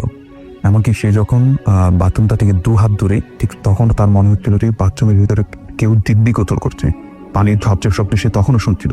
কিন্তু যখন সে বাথরুমের গেটটাকে ধাক্কা দিয়ে ধরালো, সে দৌড়ের ভিতরে কিচ্ছু নেই এবং ফ্লোরটা সম্পূর্ণ শুকনা, এক ফোঁটা পানিও সে দৌড়ে ছিল না এবং বালতিগুলো সম্পূর্ণ উল্টানো ছিল। তো এটা দেখার পরে সে বেশ ঘাবড়ে গেল। আর এই বাসার কিছু কিছু ঘটনাগুলো সে আগে থেকেই জানতো এবং সে তখন ভয় পাওয়া শুরু করলো যে ব্যাপারটাকে আসলে এই শব্দ আমি কোত্থেকে পেলাম। সে সাথে সাথে বাথরুমের গেটটা লক করে দিল এবং লাইটটাকে অফ করে তার পাশের রুমে সে ঘুমাতে চলে গেল। সে বেশ কিছুক্ষণ ঘুমালো। ঠিক তার কিছুক্ষণ পরে আবারও একই ধরনের শব্দ আবারও সে শুনতে শুরু করলো, সে পানির ঝপঝপ শব্দ, এবং মনে হচ্ছে কেউ আবারও সেই বাথরুমে আবারও গোসল করছে। কিন্তু এইবার আর তার সাহস হলো না। সে চিন্তা করলো যে না, এইবার আমি আর পাশের রুমে যেয়ে দেখবো না। এখানে আমি আরেকটা কথা বলবো, মানে সেই যে বেডরুমটাতে ঘুমাচ্ছিল সে তার রুমে আমরা যে ডিম লাইট যেটাকে বলি, সেই রকম একটা লাইট জ্বালানো ছিল তার রুমে, মানে ঘুটঘুটে অন্ধকার ছিল না। আর তার যে বেডটা ছিল সেটা হচ্ছে আপনার অনেক উঁচা এবং নিচে যে খালি জায়গা থাকে, মানে বক্স খাট না, এরকম একটা বেডে সে ঘুমাচ্ছিল আর নিচে খালি জায়গা। তো সে চিন্তা করলো যে না, এবার আমি আর পাশের রুমে, মানে খাটটা হয়তো এরকম যে খাটের নিচে ঢোকা যায়, হ্যাঁ রাইট, হ্যাঁ এরকম, বা এরকম পুরান ঢাকায় আমাদের এখানে এরকম খাট এখনো রয়েছে। ওকে, তো সে চিন্তা করলো যে না, আমি আর পাশের রুমে যেয়ে দেখবো না। আর সে তার মানে সেই সাহসটা হারিয়ে ফেলছিল। সে চিন্তা করলো যে না, আমি একদম আমার বেডরুমের দরজা খুলে একদম নিচে চলে যাব। মানে নিচে গিয়ে কাউকে যদি পাই তখন কাউকে ঘটনাটা শেয়ার করবো। মানে একা সে আর থাকতে পারতেছিল না ভয়। তো সে যেটা করলো যে খাট থেকে যখন সে নামতে যাবে তখন সে যেটা দেখলো যে তার খাটের নিচে থেকে 2টা পায়ের পাতা বের হয়ে আসবে। এবং সেটা অনেকটা এরকম, যদি খাটের নিচে কোনো একটা লাশকে রেখে দেওয়া হয় এবং সেটা যদি 2টা পায়ের পাতা বের হয়ে থাকে ঠিক কেমন দেখাবে, ঠিক সেরকম। আর ওই 2টা পায়ের পাতা এত মোটা ছিল এবং কালো ছিল যে মানে সেটা দেখে প্রচুর ভয় পেয়ে গেল এবং তার মধ্যে একটা কথাও বের হচ্ছিল না। সে ডিম লাইটের মৃদু আলোয় এই জিনিসটা দেখার সাথে সাথে বিছানা থেকে নামার সাহস আর পেল না। সে বিছানায় তার একটা কম্বল তুলে সেই কম্বলটা মানে মুখের উপর নিয়ে রাখলো, যাতে আর কিছু সে দেখতে না পারে। কোনো কিছু যদি আরো ঘটে সে যাতে এগুলো দেখতে না পারে। এবং সে যেটা করলো যে একটু পরে যখন সে কম্বলটা তার মুখ থেকে সরাতে যাবে তখন দেখলো যে সেটা সরানো যাচ্ছে না। মনে হচ্ছে তার উপরে কেউ চেপে বসে আছে, কোনো একটা অশুভ শক্তি তার উপরে চেপে বসে আছে এবং তাকে দম আটকে মেরে ফেলার চেষ্টা করতেছে। তখন সে প্রচুর মানে চেষ্টা করলো নিজেকে ছাড়ানোর, সে কিছুতেই নিজেকে ছাড়াতে পারলো না। সে অনেক মানে যেটা করলো যে অনেক মানে নিজেকে বাঁচানোর চেষ্টা করলো, কিন্তু কোনোভাবেই সে আর মানে রেহাই পেল না। হঠাৎ একটা সময় তার আর কিছু খেয়াল নেই তার সাথে কি হয়েছিল। এবং যখন ভোর হয় ঠিক ভোরের দিকে সে যখন দেখে যে সে তার রুমের মেঝেতে পড়ে আছে এবং তার রুমের যা যা আসবাবপত্র ছিল, বিছানার চাদর, এগুলো সবকিছু মানে এলোমেলো। মনে হচ্ছে রুমটার ভিতরে এসে কেউ মানে সবকিছু তছনছ করে গেছে এরকম মনে হচ্ছে। এবং সবকিছু প্রত্যেকটা জিনিস ভাই মানে ওলট পালট করা ছিল তখন মানে রুমের ভিতরে। মনে হচ্ছে কেউ মানে এই রুমে থাকাটা মানে কেউ পছন্দ করতেছে না, এরকম কিছু একটা। এর পরদিন সে বাসার মালিককে এই ঘটনাটা জানায় এবং সেখান থেকে মানে তার মানে জায়গা ছিল সেখান থেকে মানে সে আর থাকে না, সে বাসাটা আর ভাড়া থাকে না এবং সেখান থেকে সে চলে যায়। এই ঘটনাটা আমাকে ওই শাঁখারি বাজারের এক পরিচিত এক লোক আমাকে শেয়ার করে, তো ওই ঘটনাটা আমি শেয়ার করলাম। অনেক ধন্যবাদ ফারনান আপনাকে, এবং আশা করছি যে আপনাদের প্রত্যেকেরই এই ঘটনাটি অনেক বেশি ভালো লেগেছে। যাই হোক, আমরা চলে যাবো SMS এ। সাইমন পল্লবী থেকে আমাদের SMS করেছেন আমাদেরকে আরমান হোসেন সূর্য নাটুর থেকে। আজকের পড়তেছেন, তার কাছে ভালো লাগছে, আমাদেরকে SMS করেছেন দেখতে পাচ্ছি। এমডি শাওন, আজকের ঘটনাগুলো ভয় লাগছে না তার কাছে, এবং তিনি বলছেন প্লিজ আগামী এপিসোড থেকে ভয়ঙ্কর ঘটনা চাই এটা আমার রিকোয়েস্ট। সবাইকে নতুন বছরের শুভেচ্ছা জানাচ্ছেন, আপনাকে নতুন বছরের অনেক অনেক শুভেচ্ছা। রবিন আমাদের মীর হাজিরিবাগ থেকে লিখেছেন, আজকের ভূত FM ভালো লাগছে। আকাশ গাবতলি থেকে আমাদের লিখেছেন, আকাশ গাবতলি আমিনবাচ্চা থেকে আমাদের লিখেছেন যে আচ্ছা, ঘটনাগুলো আমাদের খুবই ভালো লাগছে, আমার মেসের সবাই শুনছে। আমাকে মিমি সাভার থেকে SMS করেছেন এবং তিনি বলেছেন যে হ্যাপি নিউ ইয়ার। এর আগেও কয়েকবার SMS দিয়েছেন তিনি। আমাদেরকে নীলিমা যাত্রাবাড়ি থেকে SMS করেছেন এবং তিনি বলছেন যে SMS-টা পড়া হয় না কেন, এবার না পড়লে ভূত FM শুনবো না। আমাদেরকে সুমি রাজশাহী থেকে SMS করেছেন এবং তার PSC এক্সামের জন্য তিনি বেশ কিছুদিন আমাদেরকে শুনতে পাননি, এখন আবার শুনছেন। আমি আশা করব যে অবশ্যই শুনবেন, সবসময় আমাদের সাথে থাকবেন, এর বিষয়ে তো কোনো সন্দেহ নেই। তবে সবার আগে কিন্তু ভাইয়া পড়াশোনা, তারপরে অন্য সবকিছু। পড়াশোনাটা কিন্তু ঠিক রাখতে হবে, তাহলে ভূত FM অনেক মজা করে শোনা যাবে। আমাদের সাথে মাঝে মাঝে আমাদের এখানে উপস্থিত হতেন আবরার ভাই, যিনি এখন আমেরিকায় রয়েছেন। তিনি এই মুহূর্তে আমাদের সঙ্গে আছেন, সেটা তিনি আমাদের জানিয়েছেন। তো thanks for being with us. আশা করছি যে আমাদের সাথে আপনি এনজয় করছেন। আমাদেরকে রাকিব SMS করেছেন আমাদেরকে বিজয় ধানমন্ডি থেকে। আমাদেরকে এছাড়াও SMS করেছেন দেখতে পাচ্ছি তানি 69 বোর্ড বাজার থেকে, এবং শীতের রাতে ভূত FM অসম লাগে এবং সবাইকে তিনি ধন্যবাদ জানিয়েছেন। আমাদেরকে SMS করেছেন দেখতে পাচ্ছি এক্সক্লুসিভ ফাহাদ। ওকে, আমাদেরকে এছাড়াও রনি SMS করেছেন এবং তিনি বলছেন যে তার কাছে প্রচন্ড ভয় লাগছে, ভয়ে হাত পা ঠান্ডা হয়ে গেছে। ভয়ে আপনার হাত পা কতটা ঠান্ডা আমি জানি না, বাইরে জাস্ট ঠান্ডা, এখন মুশকিল বোঝা যে কোনটাতে বেশি ঠান্ডা হচ্ছে। তবে ঘটনাগুলো আমার কাছে ভালো লাগছে আজকে, এটুকু বলতে পারি আর কি। রফিক আমাদের SMS করেছেন আমাদেরকে আরো অনেকে। আপনি যদি SMS করতে চান তাহলে মোবাইলের মেসেজ অপশনে গিয়ে টাইপ করুন FORTI পেজ দিয়ে আপনার নাম, পেজ দিয়ে আপনার মেসেজ পাঠিয়ে দিন 9840 নাম্বার। যদি আমাদের ইমেইল করতে চান তাহলে আমাদের ইমেল অ্যাড্রেসে গিয়ে রাখুন bhoothfm@radiofurti.fm, অর্থাৎ BHOOTFM@RADIOFORTI.fm। আপনার নাম, ঠিকানা এবং ফোন নাম্বার সহ আপনার জীবনের সেরা ঘটনাটি পাঠিয়ে দিন আমাদের কাছে। আমরা বলেছিলাম যে আজকে আমরা চেষ্টা করেছি ভূত FMটাকে কত বেশি জমজমাট করা যায়। পুরনো আমাদের অতিথি যারা রয়েছেন, যাদের ঘটনা আপনাদের সবসময় ভালো লাগে এবং আপনারা বলেন যে পুরনো এপিসোডগুলো আপনাদের কাছে অনেক বেশি ভালো লাগে এবং নতুন এপিসোডে চাইতেও, কিন্তু পুরনো মানুষগুলো সেটা আবার আসেন বারবার করে। যাই হোক, পুরনো মানুষজন যখন আসেন তখন সেই এপিসোডগুলো কেমন লাগে সেটা আমাদের একটু জানাবেন প্লিজ। যাই হোক, আমরা আগে চেষ্টা করেছি যে আপনাদেরকে নতুন বছরে নতুন কিছু একটা উপহার দিতে। না, আমার কথা শুনে মনে হচ্ছে এখনই শেষ হয়ে যাবে, সেরকম কোনো ভয়ের কারণ নেই, আরও বেশ কিছুক্ষণ আছি আমরা। এবং আমরা এখন আবার আমরা নেক্সট ঘটনায় চলে যাব এবং এই মুহূর্তে আমাদের সঙ্গে জয়েন করছেন বাবু ভাই। তিনি তার জীবনের ঘটনাগুলো বলবেন এবং আমরা সরাসরি চলে যাচ্ছি তার কাছে। Thank you, Ratul bhai, and happy new year to everyone, all the listeners.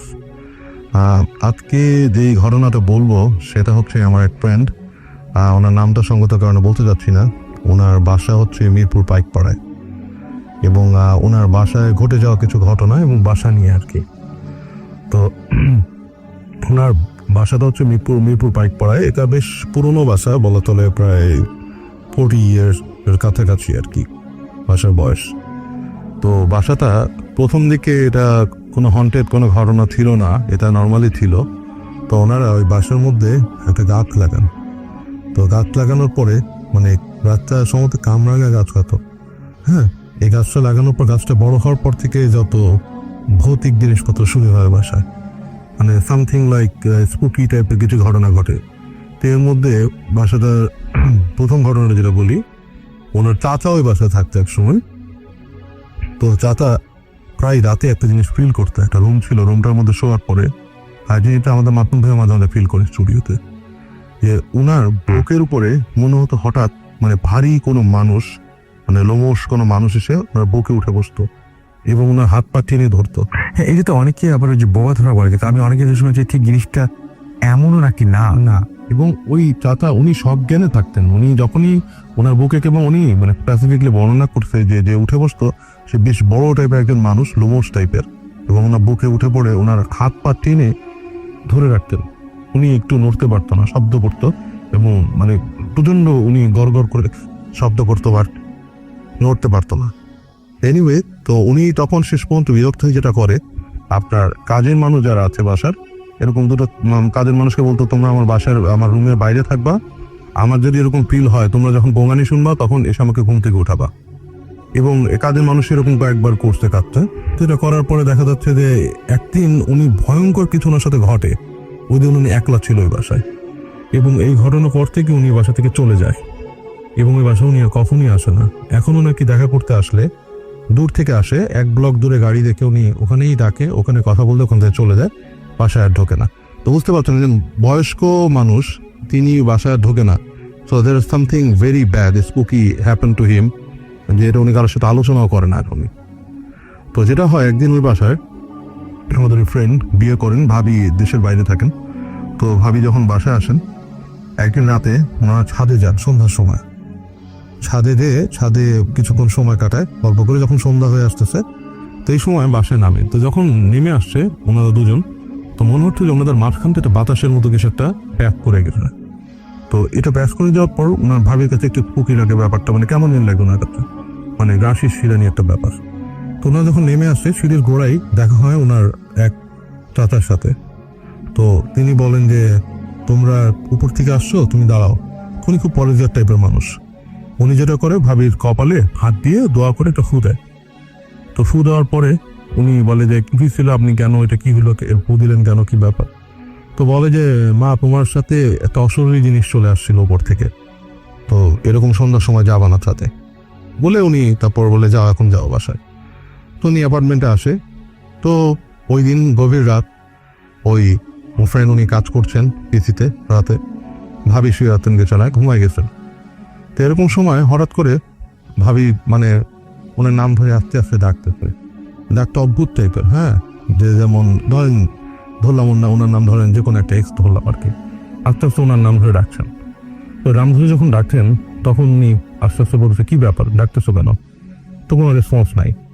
তো উনি একসময় ওই ইসের থেকে, চেয়ার থেকে উঠে যেয়ে ভাবির কাছে যায়, যে বলে, কি ব্যাপার, ডাকতেছো কেন? তখন ভাবি মানে ধাপ করে চোখ মেলে, এবং চোখ মেলাটা খুব অস্বাভাবিক, যেমন একটা মানুষ যেটা হঠাৎ শুয়ে থেকে চোখ মেলে, ঠিক সেভাবে চোখটা মেলে। মেতে উনি শুদ্ধ ভাষায় কথা বলতেন সবসময়। উনি ঠিক অশুদ্ধ টাইপের ভাষায়, মানে যেটা কলিকল যে টাঙে আমরা কথা বলি, ভাই বলে যে, আমাকে ডাকতো কেন, উঠে না কেন ঘুম থেকে, এবং গলার টোনটাই ডিফারেন্ট। তো উনি বেশ থতমত খেয়ে যায়। বলে, কি ব্যাপার? এবং এতটুকু কথা বলে ভাবি আর কোনো কথা বলতে থাকে না, চুপ করে আসছে, তাকায় আসছে। তো উনি তখন ভাবিকে জোরে ধাক্কা দেয়। তো জোরে যখন ধাক্কা দেয়, তখন মনে হয় ঘুমটা দ্বিতীয়বার ভাঙলো। ধর্ম করে উঠে বসে চিৎকার চিল্লাচিল্লি করে যে, আমি এতক্ষণ এমন একটা জগতে ছিলাম অন্যরকম, আমি তোমাকে ডাকতেছি, তুমি শুনতেছো না, চিৎকার করে ডাকতেছিলাম তোমাকে। তখন উনি বলে, না, এরকম তো কিছু হয়নি, তুমি আসতে একবার ডাক।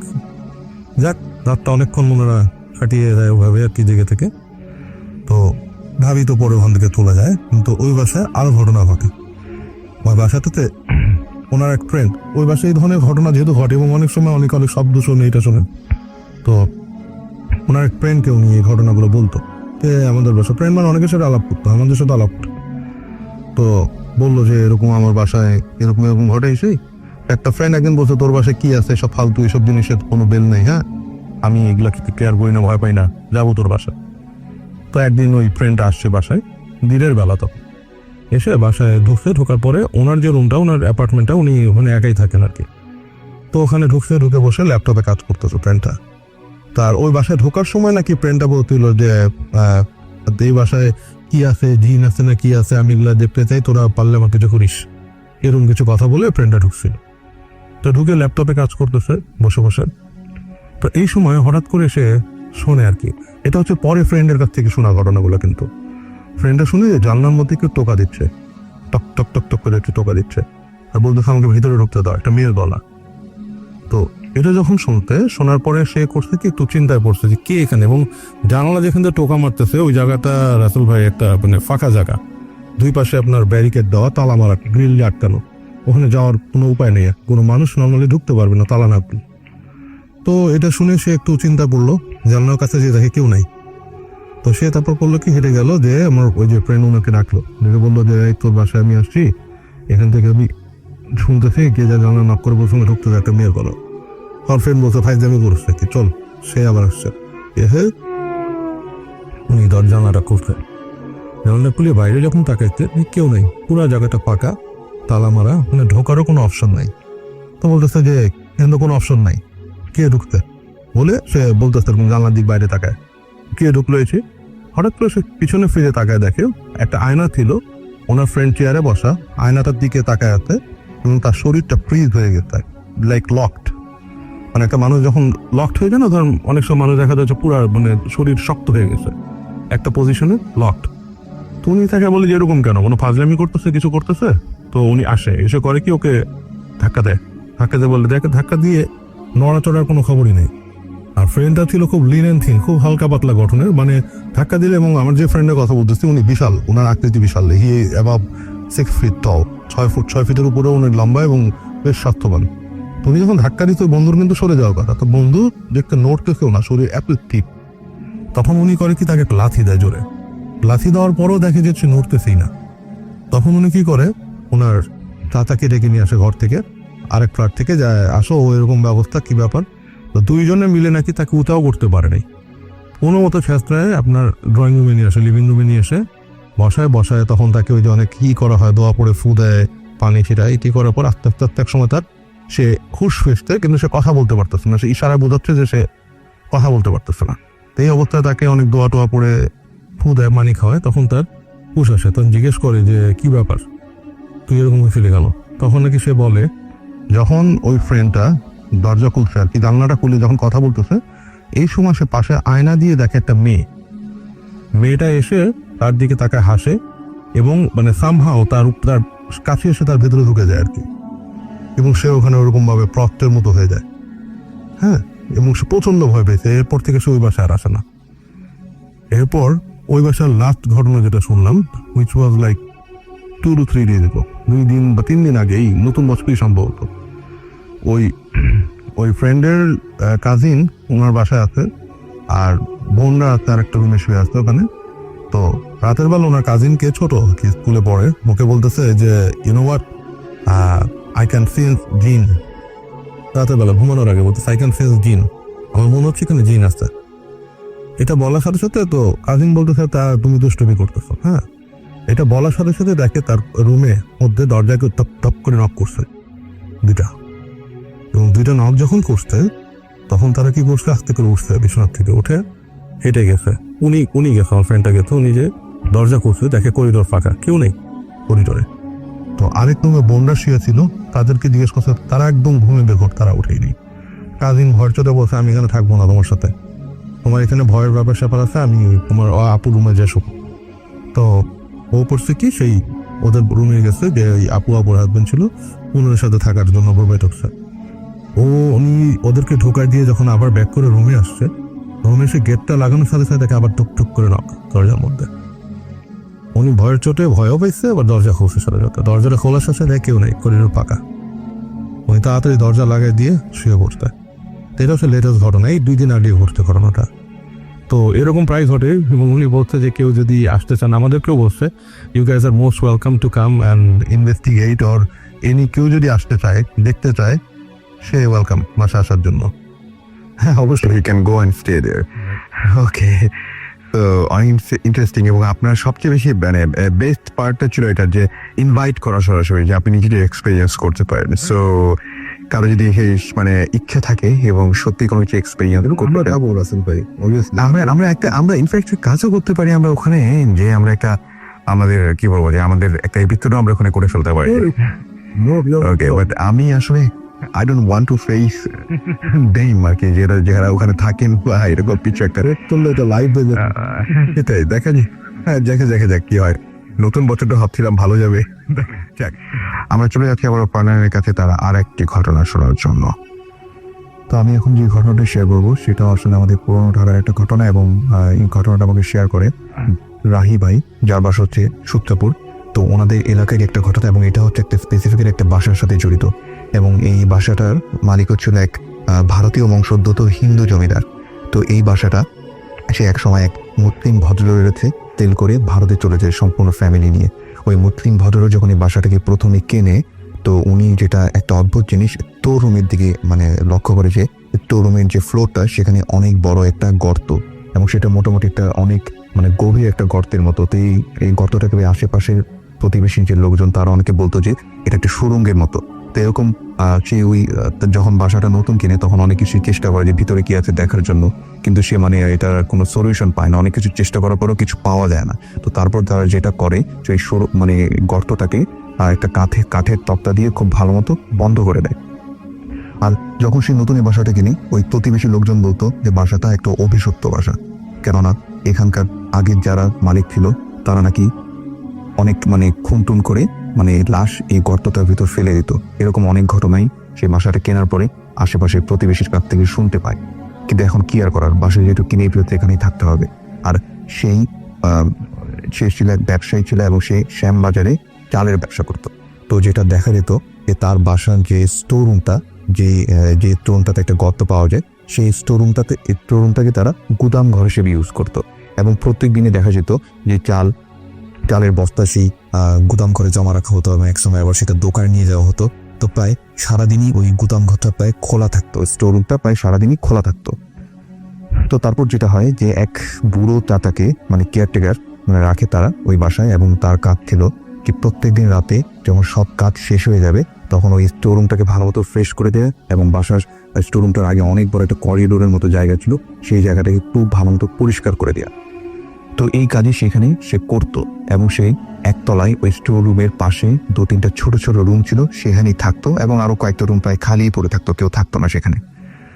তো একদিন রাত্রে সে তার কাজ শেষ করে স্টোর রুমটাকে ভালো মতো লক করে তার রুমে ঘুমাতে গেছে।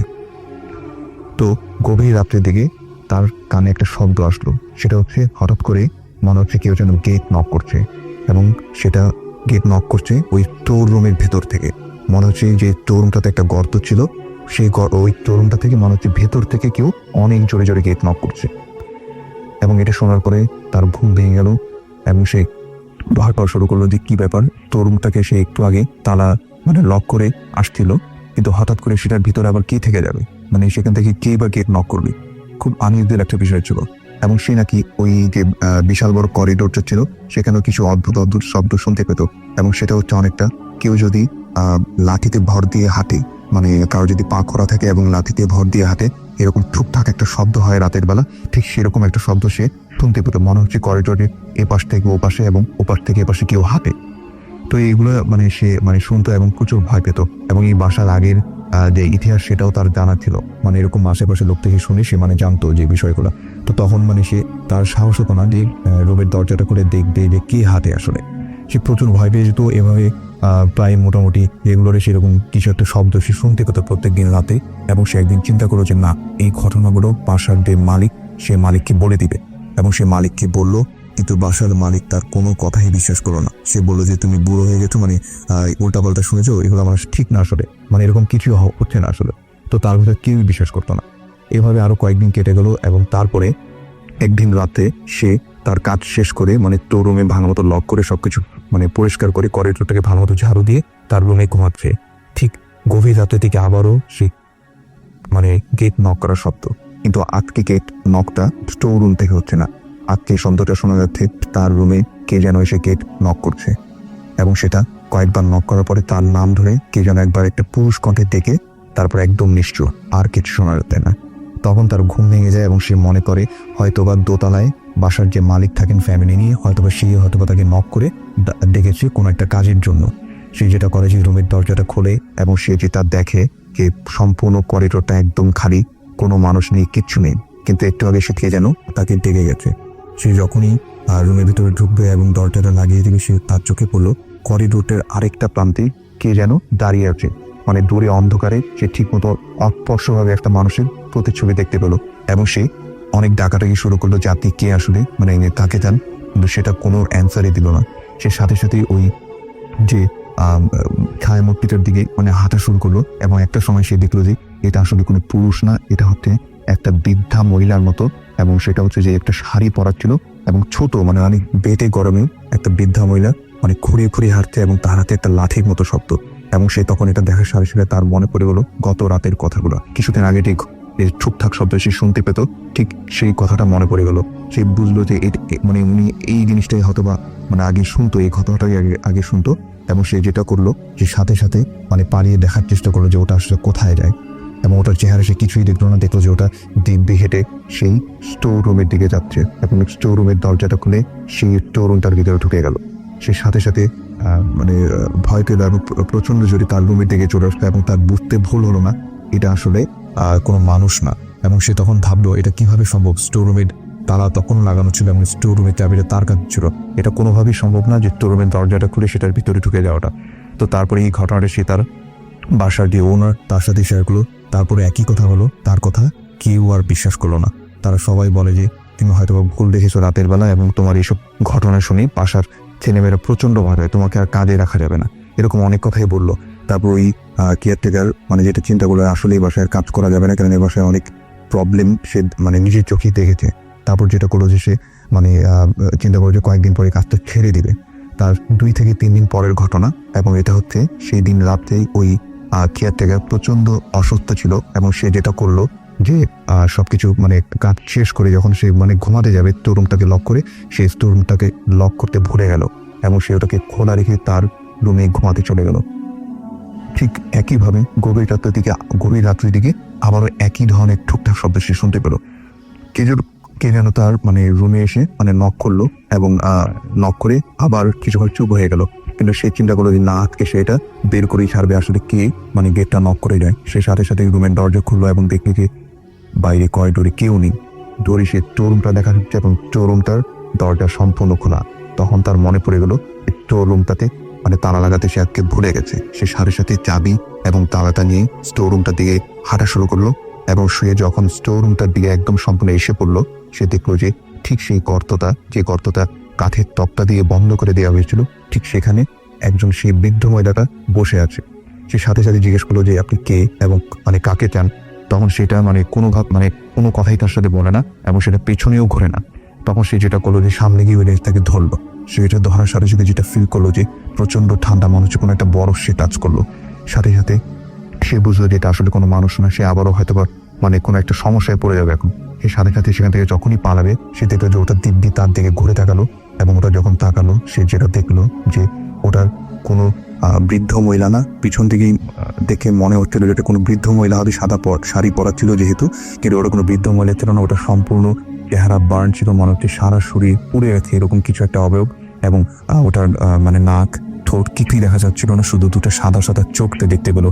তখন সে সেখান থেকে দৌড়ে পালানোর চেষ্টা করলো। সাথে সাথে সে অদ্ভুত জিনিসটা তার গলা থেকে ধরলো এবং এরপরে আর তার সাথে কি হয় সে কিছুই জানে না। এরপর দিন সকালবেলা ওই কেয়ারটেকারকে বাসার যারা সদস্য ছিল তারা অনেক খোঁজাখুঁজি করে, তাকে কোথাও পাওয়া যায় না। শেষ পর্যন্ত ওই স্টোর রুমের তালা ভেঙে যখন ভিতরে ঢুকে স্টোর রুমের ভিতরে, তখন দেখে যে সে অজ্ঞান অবস্থায় পড়ে আছে এবং তার সমস্ত শরীরে লাল লাল আঁচড়ের দাগ এবং মনে হচ্ছে কেউ ধারালো নখ দিয়ে তাকে আঁচড় দিয়েছে।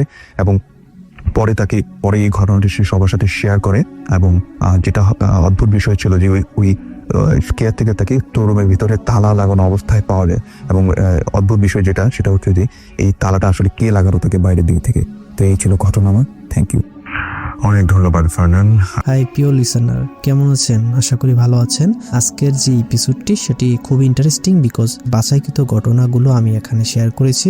সবচেয়ে ভয়ানক ঘটনাগুলো হচ্ছে এগুলো, যেন আপনাদের শুনতে ভালো লাগে। তো আমরা বেশি কথা বলবো না, সেটা হচ্ছে আপনি চ্যানেলটি সাবস্ক্রাইব করে আপনার মতামত জানিয়ে দিতে কিন্তু ভুলবেন না, আর মাস্ট একটা লাইক করে দিবেন। তো চলুন আমরা মূল ঘটনায় ফিরে যাই। ধন্যবাদ। লিসেনার্স, আসসালামু আলাইকুম। দেশ ও দেশের বাইরে যেখান থেকে আপনার দ্য হরর ওয়ার্ল্ডের আজকের ফ্রাইডে স্পেশাল এপিসোডের সাথে যুক্ত হচ্ছেন বা পরবর্তীতে হবেন, সকলকে জানাচ্ছি শুভেচ্ছা ও ভালোবাসা। প্রিয় লিসেনার, আরিফুর রহমান ভাই এবারে যে ঘটনাটি আমাদেরকে পাঠিয়েছেন, এই ঘটনাটি কিন্তু দেশের বাইরের ঘটনা না, এই ঘটনা আমাদের দেশেরই ঘটনা। আরিফুর রহমান ভাইয়ের বাড়ি কিন্তু ঢাকা জেলার নবাবগঞ্জ উপজেলার কলাকোপা গ্রামে। আর এই কলাকোপা গ্রামে কিন্তু অনেকেই ঘুরতে চান, কারণ হচ্ছে ওখানে বিভিন্ন জমিদার বাড়ি দেখতে পাওয়া যায়, বিভিন্ন ধরনের গড়নের জমিদার বাড়ি সেখানে অনেকেই দেখতে চান। এর মধ্যে উকিল বাড়ি, জজ বাড়ি নামে বেশ নাম করা দুটো বাড়ি রয়েছে, এগুলো দেখতে চান, যেগুলোতে এখনো মানুষ থাকে। এছাড়া আরো কিছু জমিদার বাড়ি রয়েছে, সেগুলো পরিত্যক্ত। আবার কিছু কিছু জমিদার বাড়িতে কিছু মানুষ থাকে একদম জরাজীর্ণ অবস্থা। আর এই কলাকোপাতে যে আনসার ক্যাম্প রয়েছে, এই আনসার ক্যাম্পের যেই টি স্টলটা রয়েছে, ওখানে কিন্তু আপনারা একটা ঘাট দেখতে পাবেন, অনেক পুরনো একটা ঘাট। ওটা একটা সময় জমিদার বাড়ির ঘাট ছিল আর কি। ইছামতি নদীর পাশ দিয়ে এই ঘাটটির অবস্থান দেখতে পাওয়া যায়। আমি নিজেও যখন নবাবগঞ্জে ছিলাম বেশ কিছু বছর, তখন আমি নিজেও কিন্তু ওই আনসার ক্যাম্পের ওই টি স্টোরের ওখানে বসে, এই ঘাটের কাছাকাছি বসে কিন্তু চা খেয়েছি।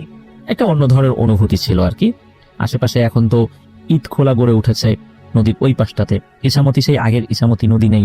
তো যাই হোক, আজকের এই ঘটনার সাথে এই জায়গাগুলোর একটা সম্পৃক্ততা রয়েছে।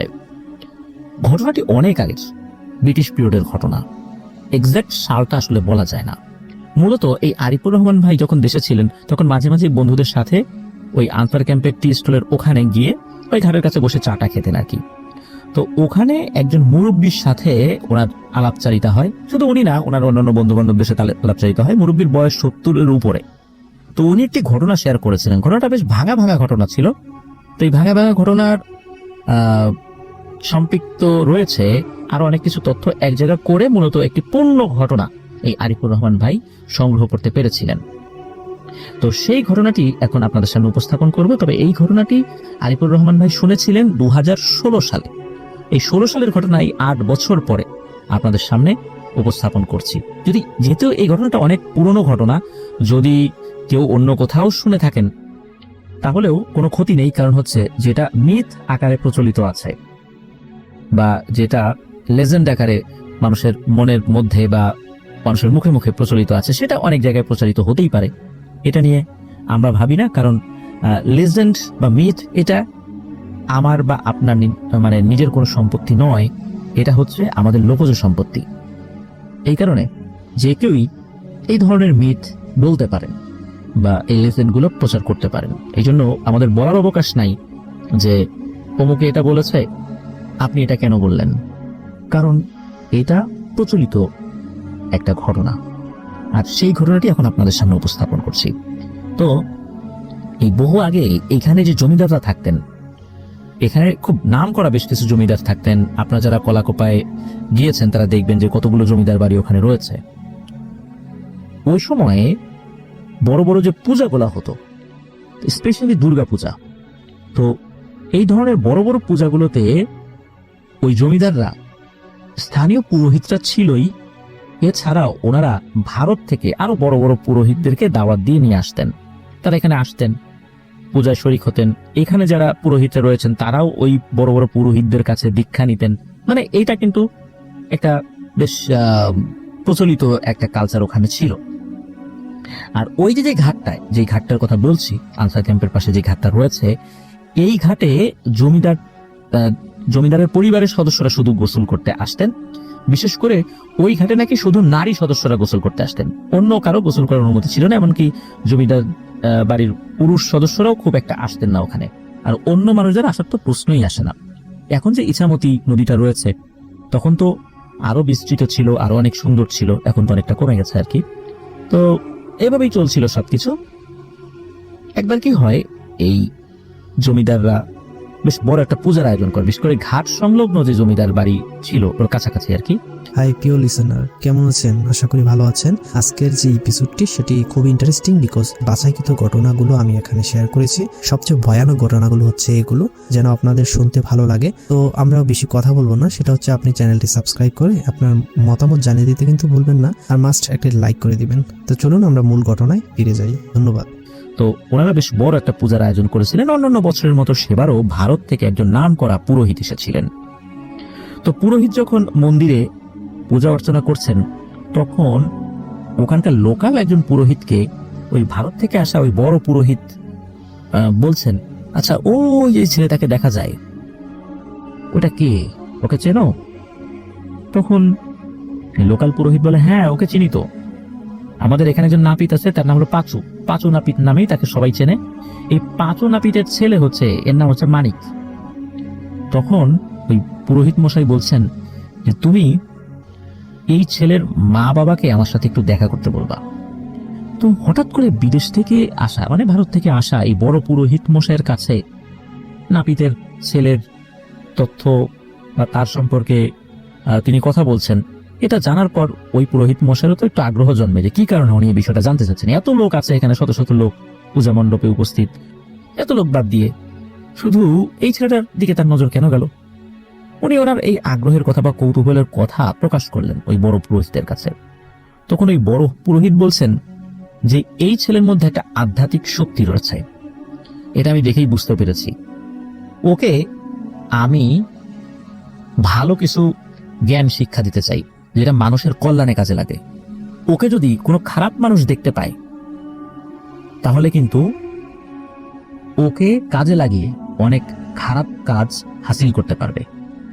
তুমি দ্রুত ওর মা বাবার সাথে কথা বলো, এই ছেলেটাকে আমি সাথে করে ভারতে নিয়ে যেতে চাই, সেখানেই আমার কাছে বেশ কিছু বছর রেখে ওকে আমি দীক্ষা দিতে চাই। তো এই কথা শোনার পর স্থানীয় যিনি পুরোহিত উনি তো বেজায় খুশি হলেন। এই কারণে খুশি হলেন, উনি ওই পুরোহিত মশাইকে বললেন যে পুরোহিত ঠাকুর, আসলে এটা তো আমাদের জন্য খুবই আনন্দের কথা, আমাদের গ্রামের এরকম একটা ছেলেকে আপনি নিয়ে যাবেন, আপনার কাছ থেকে সে দীক্ষা লাভ করবে, এটা তো সত্যি গর্বের বিষয়।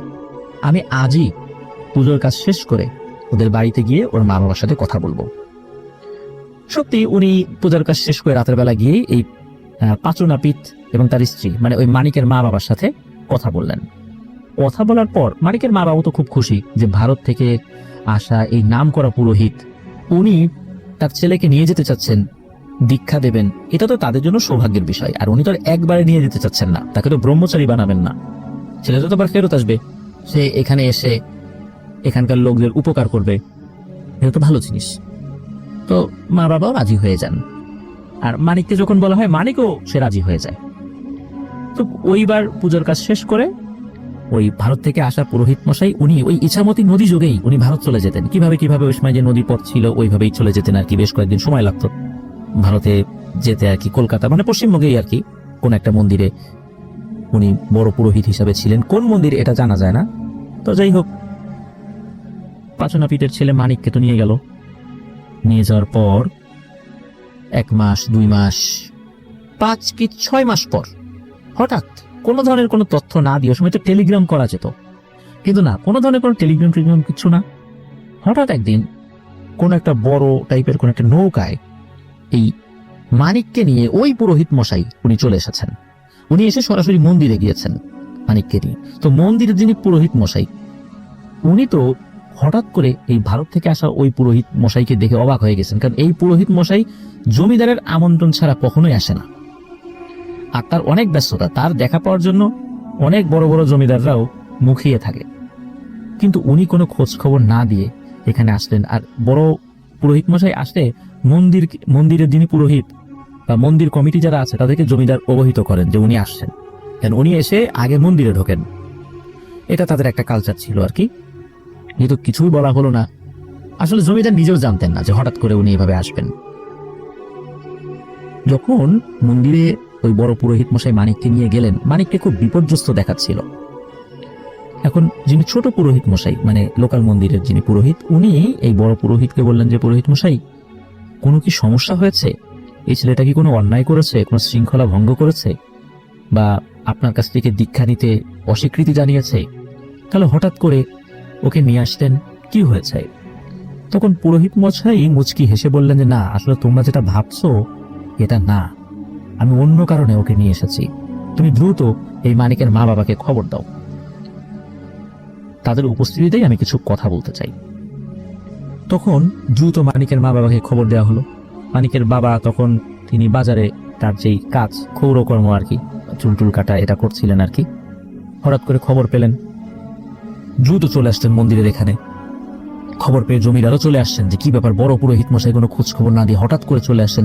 উনিও ভয় পেয়েছেন যে ওই সময় কিন্তু এই পুরোহিত মশাইদের কথার উপরে জমিদারদের জমিদারি অনেকাংশে নির্ভর করত। কারণ কোনো পুরোহিত মশাই যদি জমিদারদের বিরুদ্ধে কোনো ধরনের কোনো ধর্মীয় বিধান শোনাতেন তাহলে কিন্তু মানুষজন জমিদারদের জমিদারি আর মানত না, খেপে যেত, খুব বড় ধরনের বিশৃঙ্খলা হতো। তো জমিদারও ভয় পেয়েছিলেন, হঠাৎ করে বড় পুরোহিত মশাই চলে আসতেন, কি সমস্যা হলো? তো বড় পুরোহিত মশাই জমিদারকে আশ্বস্ত করলেন, জমিদার মশাই আপনার ভয় পাওয়ার কোনো কারণ নাই, আপনারা যেগুলো ভাবছেন সেটা না, আপনাদের উপস্থিতিতে আমি ভিন্ন ধর্মী একটা কথা বলবো যে কেন এই ছেলেটাকে আমি নিয়ে আসছি আবার এখানে এত অল্প সময়ের ব্যবধানে। কমপক্ষে তো 2 বছর আমার কাছে থাকার একটা কথা ছিল, কিন্তু কেন নিয়ে আসলাম সেটা এখন বলছি, শোনেন। তখন সকলের উপস্থিতিতে ওই বড় পুরোহিত মশাই বলতে থাকেন, উনি বলতে থাকেন, যখন মানিককে উনি নিয়ে যাওয়ার পর সপ্তাহ দুয়েক বেশ ভালোই ছিল। ওনার একটা বড় আশ্রম রয়েছে, মন্দির সংলগ্ন আশ্রম রয়েছে, সেখানেই অন্যান্য যারা ছোট ছোট বাচ্চা বা কিশোর বয়সী বাচ্চা, সময় মানিকের বয়স ছিল 16-17 বছর এরকম আর কি, তো ওই বয়সী ছেলেদেরকে এই পুরোহিত হওয়ার বা ঠাকুর হওয়ার জন্য বিভিন্ন দীক্ষা দেওয়া হতো। তো মানিকও সেখানে যায়, সপ্তাহখানেক বেশ ভালোই কাটছিল, কোনো সমস্যা নাই। হঠাৎ সকালবেলা, মানে রাত্রে মানিক ঘুমিয়েছে, সকালবেলা মানিককে আর পাওয়া যায় না। মানিককে কিন্তু এই বড় পুরোহিত মশাই খুব নজরে নজরে রাখতেন এবং আলাদাভাবে তাকে শিক্ষা দিতেন, অন্যদের থেকে বেশ আলাদাভাবে তার যত্ন নিতেন। হঠাৎ করে মানিককে না পাওয়ার পেছনে কি কারণ হতে পারে? পুরোহিত মশাই চিন্তা করলেন যে মানিককে উনি একটু এক্সট্রা যত্ন নেন, এর কারণে হয়তো বা অন্য ছেলে পেলে খেপে গেল না তো, কিন্তু না তো এরকম হওয়ার কথা না। তো উনি আশ্রমের সকলকে জিজ্ঞেস করলেন, মানিককে তোমরা দেখেছো? মানিক কোথায় গেল? সকলে বলে, না, মানিককে তো আমরা কোথাও দেখি নাই। উনি উপস্থিত অনেকে বিভিন্ন জিজ্ঞাসাবাদ করেন, কিন্তু না, প্রত্যেকের কথাই ওনার কাছে মনে হলো সত্য, প্রত্যেকে সত্য বলছেন, মানিককে কেউ ইচ্ছা করে ক্ষতি করেছে বিষয়টা এরকম না। তখন ওই পুরোহিত মশাইয়ের কাছে অনেকগুলো হিন্দু জিন আসতো, যারা ওই পুরোহিত মশাইকে খুব সম্মান করত। পুরোহিত মশাইয়ের কথাই ছিল শেষ কথা তাদের কাছে, এবং তারাও মন্দিরের সেবা যত্নে খুব কাজ করতো ওই হিন্দু জিনেরা। তাদেরকে ডেকে উনি জিজ্ঞেস করলেন যে মানিক কোথায় গেল? অন্যরা না বলতে পারলো, তোমাদের তো বলার কথা, তোমাদের তো জানার কথা, বলো মানিক কোথায় গেল? ওরা প্রত্যেকেই বলে, আমরা কেউ বলতে পারি না মানিক কোথায় গিয়েছে। জিনদের মুখে এই কথা শোনার পর ওই বড় পুরোহিত মশাই উনি তো খুব মনক্ষুণ্ণ হন, তোমরা বলতে পারো না মানে এটা কিভাবে সম্ভব? আমার আশ্রমের অন্যরা রাতের বেলা ঘুমায়, কিন্তু তোমরা তো রাতের বেলা জেগে থাকো, তাহলে মানিকের কি হলো তোমরা কেন বলতে পারলো না? তখন ওই জিনদের মধ্যে যিনি সর্দার ছিলেন উনি বললেন যে, ঠাকুর মশাই, আমরা আন্তরিকভাবে দুঃখিত, কিন্তু এতটুকু কথা দিচ্ছি, মানিকের সম্পর্কে খুব দ্রুতই আপনাকে আমরা জানাবো। তো পুরোহিত মশাই চিন্তা করছেন, জিনেরা চাইলে এটা খুব ইজি, হয়তোবা কোনো কারণে মানিকের এই যে সমস্যাটা হয়েছে, মানিক হারিয়ে গেছে, এটা তারা বুঝতে পারে নাই, কিন্তু ওরা দ্রুতই তথ্যটা এনে দিতে পারবে।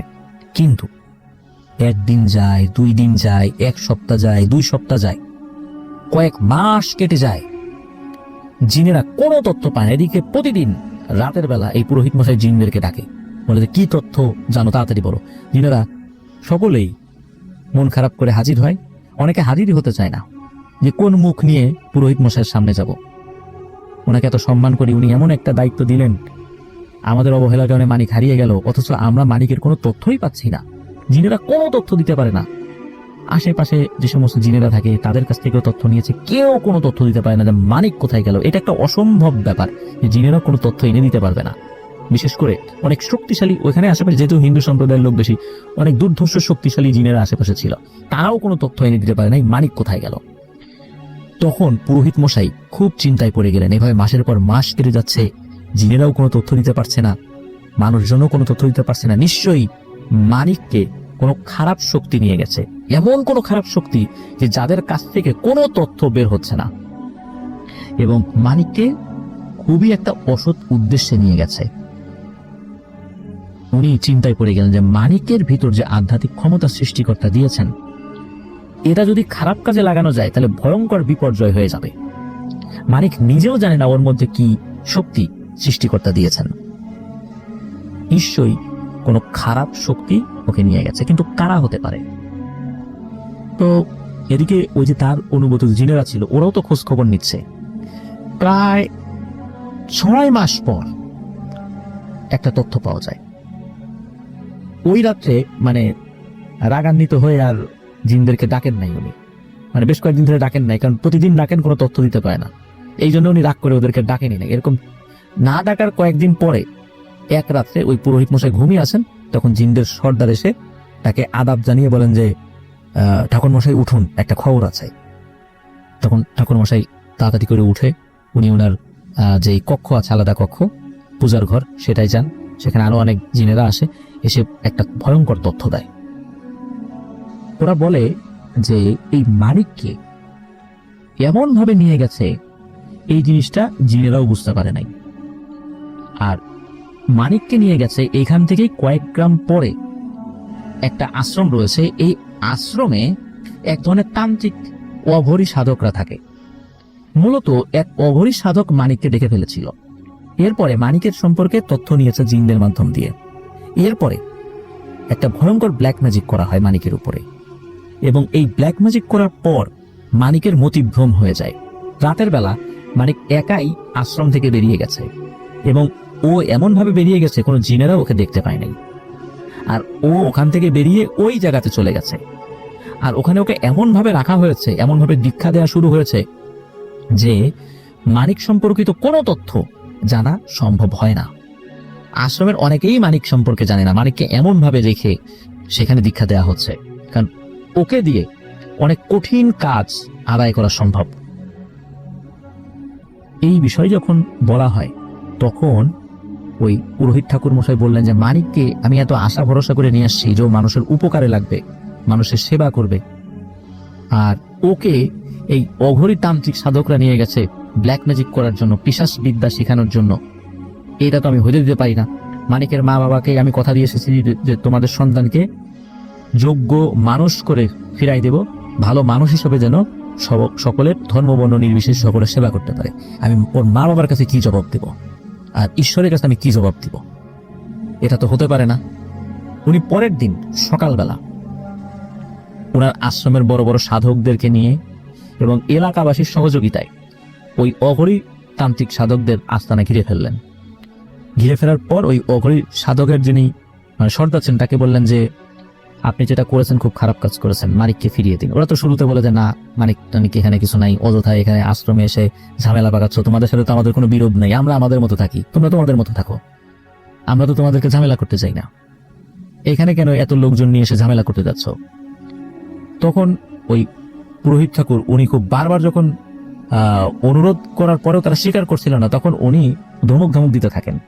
একটা পর্যায়ে ওই অঘরী সাধকরা, বিশেষ করে যারা ছিল তারা ওই সর্দারকে বলেন যে সর্দার দিয়ে দেন, একে দিয়ে দেন, একে রাখা যাবে না, কোনো না কোনো ভাবে তথ্য জানাজানি হয়ে গেছে, আমাদের ভিতরে থাকাই কোনো জিনের মাধ্যম দিয়ে এই তথ্যটা বেরিয়ে গেছে।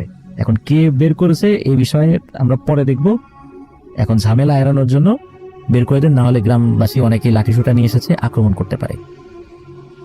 তখন কোন একটা জায়গা থেকে মানিককে বের করে নিয়ে আসে, এটা যে ঠিক কোন জায়গায় এটা বোঝা যায় না বা জানাও যায় না এটা। তো মানিককে এনে ওই ঠাকুরের কাছে দিয়ে দেয়। তো মানিককে খুব বিমর্ষ দেখাচ্ছিল, বোঝা যাচ্ছিল ওর উপর খুব ব্ল্যাক ম্যাজিক মানে আরোপ করা হয়েছে, ও ঠিক মানে স্বাভাবিক না, বেশ একটু অস্বাভাবিক হয়ে গেছে। এরপরে মানিককে ওই ঠাকুর মশাই নিয়ে আসেন, উনি ওনার মতো করে সেবা শুশ্রূষা করে স্বাভাবিক করে উনি সিদ্ধান্ত নেন যে মানিককে আর এখানে রাখা যাবে না, কারণ মানিকের এই বিষয়টা আশেপাশে জানাজানি হয়ে গেছে। এই অঘরী তান্ত্রিকরা যে কোনো ভাবে মানিককে আবার কবজা করে ফেলতে পারে, অনেক দূরে মানিককে রেখে আসতে হবে। এখন এই ঠাকুর মশাই তো মানিকের মা বাবাকে কথা দিয়েছেন যে তিনি তার সন্তানকে যোগ্য করে তার মা বাবার কাছে ফেরত দেবেন, যেহেতু এই ধরনের একটা সমস্যা হয়ে গেছে, এখন তার মা বাবার কাছে তো সন্তানকে ফেরত দিতে হবে। এই জন্যই মূলত উনি দ্রুত মানিককে তার মা বাবার কাছে বুঝিয়ে দেওয়ার জন্য এসেছেন। আর ওই যে পুরোহিত মশাই যিনি এসেছেন ভারত থেকে, উনি এই মানিকের মা বাবা, মানিক এবং ওই পুরোহিত মশাইকে বলে দেন যে মানিক যতটুকু শিখেছে, ওকে কবজা করে যতটুকু শেখানো হয়েছে বা ওর উপর যতটুকু কিছু প্রয়োগ করা হয়েছে, তো এই জিনিসগুলো খুব একটা কাজে যে লাগবে তাও না, আমার ও যদি এটা চর্চা করা শুরু করে তখন একটা বিপর্যয় ঘটে যাবে। এই জন্য মানিককে বলে দেওয়া হয় যে তুমি কোনো ধরনের তন্ত্রমন্ত্র কারো উপর প্রয়োগ করবা না, আর তুমি যদি কোনো কিছু করতেই হয় তাহলে এই যে তোমাদের এই মন্দিরে যিনি পুরোহিত মশাই আছেন, ভালো মানুষ, তার সাথে কথা বলে তার সাথে যোগাযোগ করে তুমি কাজ করবা। এছাড়া তুমি একা একা কোনো কিছু করতে যাবা না, তুমি ভুলে যাও তুমি কোথায় ছিলা, কি হয়েছে তোমার সাথে, এগুলো সব ভুলে যাও। তো এরপরে কয়েকদিন বিশ্রাম নিয়েছিলেন ওই পুরোহিত মশাই, তারপর উনি ওনার আশ্রমে ফেরত যান, ভারতে চলে যান আর কি। ওনার যাওয়ার ব্যবস্থা জমিদার করে দিয়েছিলেন, চলে গিয়েছিলেন। যাই হোক, তবে এরপরে এই মানিকের মা বাবা বলে যে মানিক বাবা, বিশাল একটা ঝামেলা হয়ে গেছে, তোমার এইসব ঝামেলায় জড়ানোর দরকার নাই, পুরোহিত মশাই ডাকলেও যাওয়ার দরকার নাই, কোনো ধরনের কোনো তন্ত্রমন্ত্র প্রয়োগও করার দরকার নাই, তুমি অন্য প্রফেশনে থাকো, মানে অন্য কাজ করো, তোমার এই সমস্ত কাজকাম করার দরকার নেই। এখন কি করবে? তখন বলা হলো যে আমাদের যে ইসামতি নদী আছে, তুমি মাছ ধরবা, আর দিনের বেলা যদি পারো হেল্প করবা আমারে, মানিকের বাবা বলেন আর কি, আর রাতের বেলা তুমি যদি পারো মাছ ধরবা, কিন্তু কোনো ধরনের কোনো তন্ত্রমন্ত্র কারো উপর প্রয়োগ করতে যাবা না। যে যত বিপদেই পড়ুক তোমার বিপদ থেকে উদ্ধার করার দরকার নেই, এসব ঝামেলাই যাবা না। যেহেতু ওই পুরোহিত মশাই না করে গেছেন তন্ত্রমন্ত্র চর্চা না করতে। যাই হোক, মা বাবার মন তো ওনারা চান নাই যে ভালো কাজেও সে ইনভলভ হোক। তো এভাবেই মানিক সবকিছু আবার নতুন করে শুরু করে। মাঝখানে তার জীবন থেকে প্রায় 6টা মাস চলে যায়, এই ধরনের একটা বিপর্যয়কর পরিস্থিতির ভিতর থেকে সে বেরিয়ে আসে। মানিক ওই ইসামতি নদীতে রাতের বেলা মাছ ধরতে যেত। তো মাছ ধরতে গেলেও যে সে যে খুব বেশি মাছ পেত তা না, মানে অন্যান্য 8-10 জন জেলে যেভাবে মাছ পেত ওই একই রকম ভাবে পেত, মানে স্বাভাবিকও না অস্বাভাবিকও না, মানে একদম মডারেট লেভেলের আর কি সবকিছু। তো এর ভিতর কি হয়, একটা সমস্যা মানিক ফেস করতে শুরু করে। সেটা হচ্ছে মানিক যখন মাছ ধরে তখন মানিকের কাছে মনে হয় পেছন থেকে, মানে হয়তো 2-3 হাত পেছনে পানির ভেতর থেকে কিছু একটা ভেসে ওঠে। আর মানিক যেই তাকায় মানিক দেখতে পায় যে কোনো কিছু একটা মাথার মতো, মানুষের মতো কোনো একটা মাথা, ওটা আবার পানির ভিতরে আস্তে করে ডুব দিয়ে চলে যায়। তো এই জিনিসটা মানিক দেখে, দেখার পর মানিক একটু ভয় ভয় পায়। তারপর তো ও সৃষ্টিকর্তা ওকে একটা আধ্যাত্মিক ক্ষমতা দিয়েছেন, যেটা ঠাকুর বলেছেন আর কি, যার ফলশ্রুতিতে মানিক আসলে অতটা ভয় পায় না। শুরুর দিকে মনে করছে এটা কোনো মাস্টার্স, বড় মাস্টার্স হবে আর কি। আবার ওই সময় বা এখনো আমাদের বাংলাদেশে যেই শুশুক বলি বা ডলফিন বলি আমাদের যেই নদীগুলোতে দেখা যায়, ওটা কিন্তু ওরকম একটু পিঠ ভাষায় আবার ডুবে চলে যায়। শুরুর দিকে মনে করছে ওরকম শুশুক জাতীয় কিছু হবে আর কি। পরে আবার মানুষের মাথার মতো মনে হয়েছে, একটু ভয় টয় পেয়েছে। তো ও কি করেছে, একদিন ওই যে পুরোহিত মশাই, লোকাল মন্দিরে যিনি পুরোহিত মশাই, তার কাছে গিয়ে এই বিষয়টা শেয়ার করেছে যে ঠাকুর মশাই, এই যে আমি মাছ ধরতে গেলে এরকম এরকম জিনিসটা দেখি। তখন ঠাকুর মশাই বলছে তুমি ঠিক কোন জায়গাটাতে দেখো? তখন ওই ঠাকুর মশাই বলেছেন যে মানে মানিক বলেছেন যে ঠাকুর মশাই, এই যে শ্মশানের কাছে যে জায়গাটা, ওইদিকে যখন মাছ টাছ ধরতে যাই, শ্মশান মানে নদীর ওই পাশটাতে, এই পাশে না। তো মূলত যখন শ্মশানটা দেখি ওই পাশে, ওই জায়গা দিয়ে মাছ ধরার সময় এই ধরনের অনুভূতি আমার হয়, এটা আমি দেখি।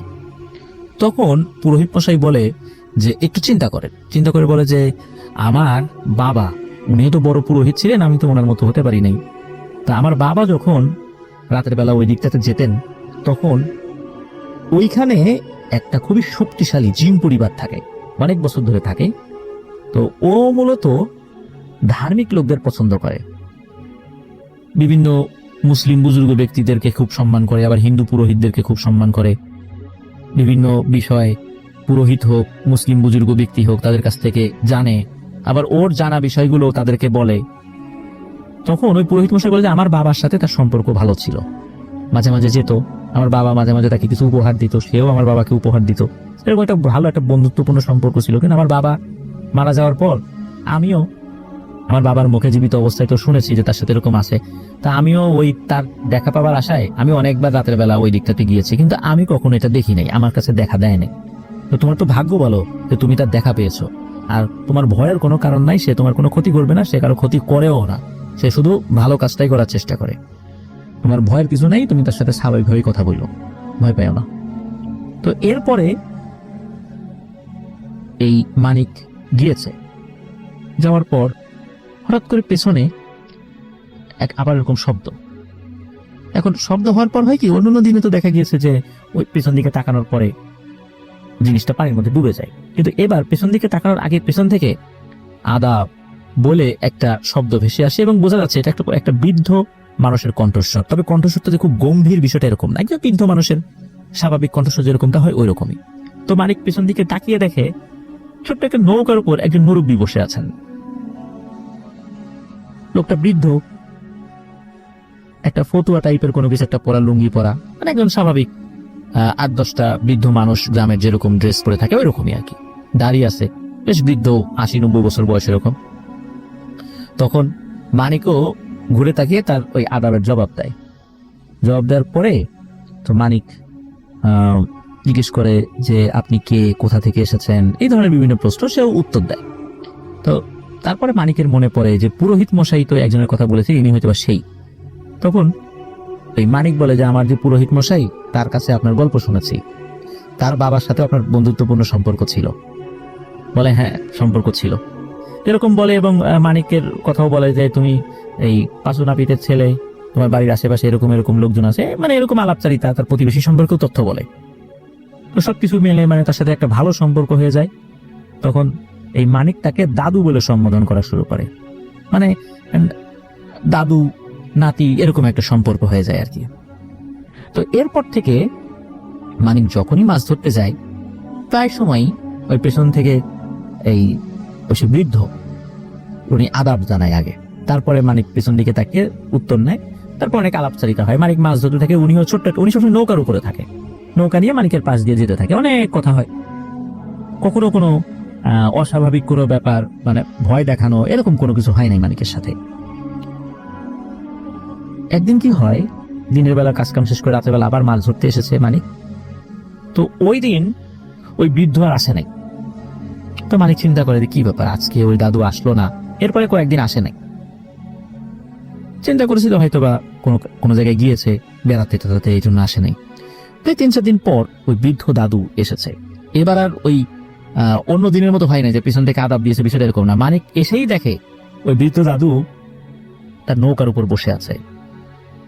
তো বৃদ্ধ দাদু এবার আদাবও দেয় না, মানিক আদাব দেয়, কিন্তু বৃদ্ধ দাদু মানে শব্দ করে উত্তর নেয় না, মানে একটু মাথা ঝাঁকায়, মনে হচ্ছে বৃদ্ধ দাদু খুব গম্ভীর, ওনার মন টন খুব খারাপ। তখন মানিক বলল, দাদু কি ব্যাপার, তুমি কয়দিন আসলা না, তোমার কি হয়েছিল, কি সমস্যা, আর তোমার আজকে মন খারাপ কেন?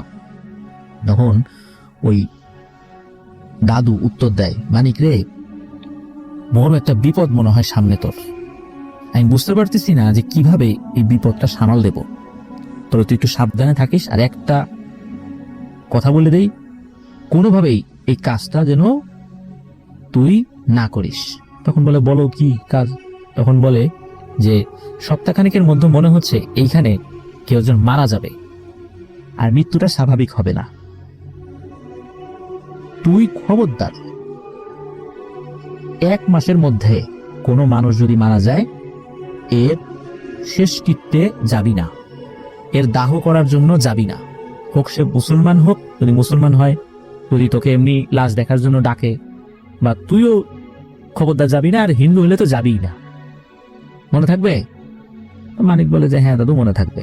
বলে, আজকে তোর সাথে কথা বলবো না, আমার মন টন ভালো নাই, আমি খুব চিন্তাগ্রস্ত আছি, বড় একটা বিপদ আসতে যাচ্ছে, আমি আজকে যাই, তুইও তাড়াতাড়ি বাড়ি চলে যা।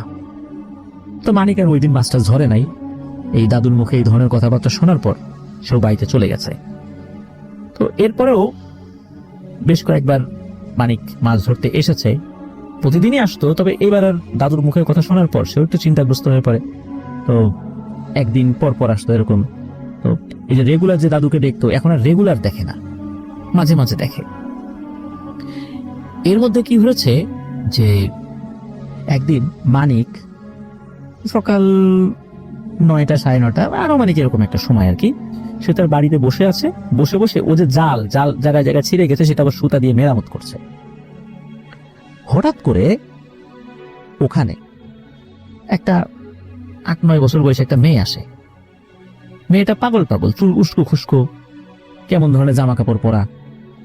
ওই মেয়েটা ওই মানিকের কাছে মোটামুটি একটু দূরত্ব, 10-12 হাত দূরত্বে এসে বলে, কিরে মানিক কেমন আছিস? তো এই ধরনের 8-9 বছর বয়সী একটা ছোট্ট মেয়ের মুখে এরকম তুই তুকারি শুনে মানিকের হয়ে যায় মেজাজ গরম।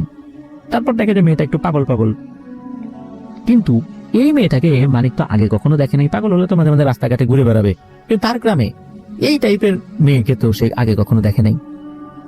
তখন মানিক বলে, এই সেমরি তুই কে, তুই কোত্থেকে আসলি?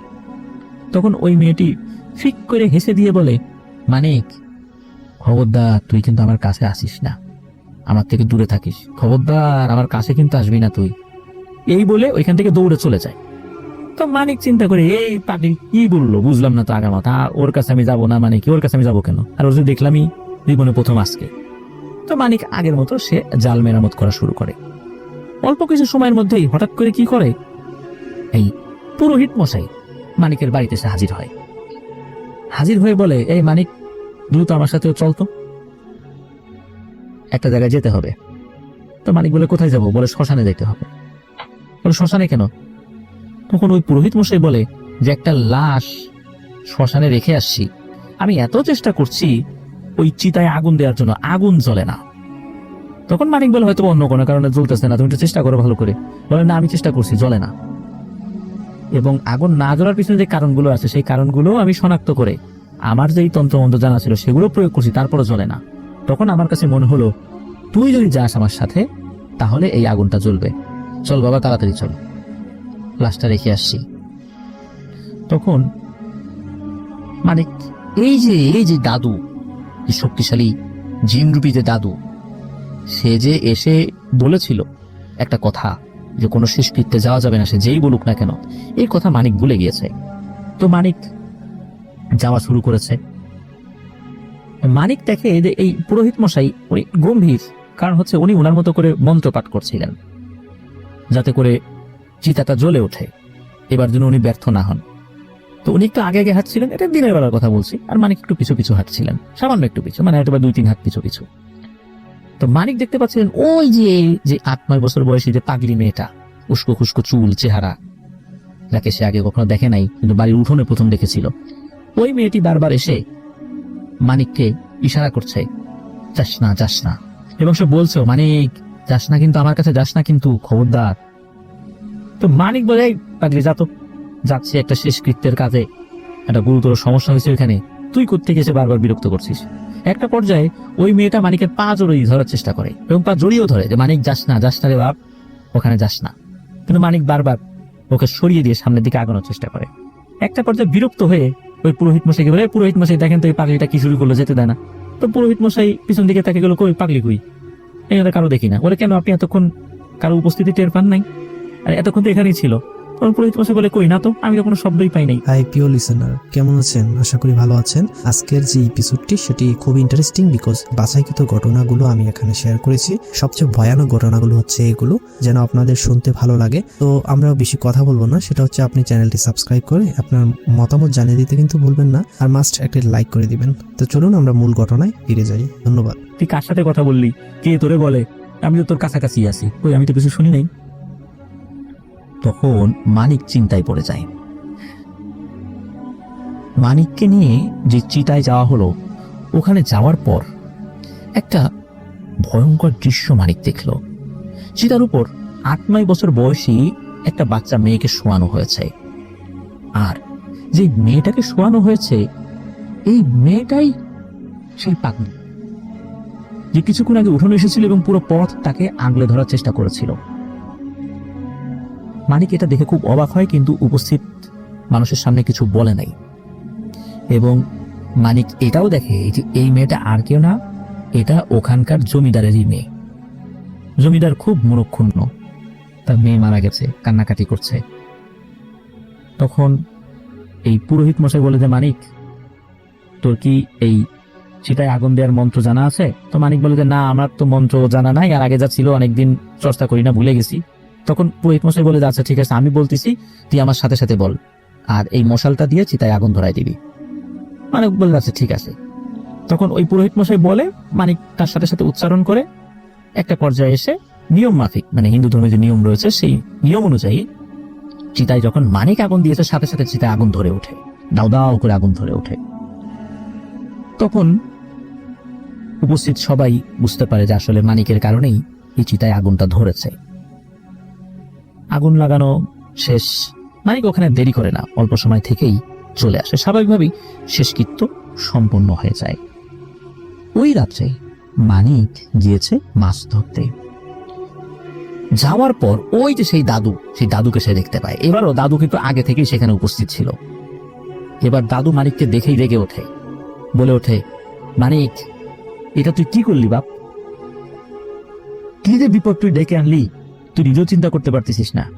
এই ভুলটা কিভাবে করলি? তোকে এতবার থামানোর চেষ্টা করলাম, তুই থামলি না, এতবার মনে করানোর চেষ্টা করলাম, তুই তারপরও একবারের জন্য পিছপা হলি না। আর কতভাবে তোকে বলতাম, আমি তো চেষ্টা করছি, তুই কাজটা কেন করলি? ভয়ঙ্কর বিপদ, আমি জানি না এই বিপদ থেকে তুই বাঁচতে পারবি কিনা, এর সমাধান কি আমি তাও জানি না। তখন মানিক বলে, দাদু আসলে তো ভুল হয়ে গেছে, আমি তো বুঝতে পারি নাই, এখন কি উপায়? তখন ওই দাদু বলে, মানিক রে, আমি জানি না আমি কি করতে পারবো তোর জন্য, খালি এতটুকুই বলি, সাবধানে থাকিস।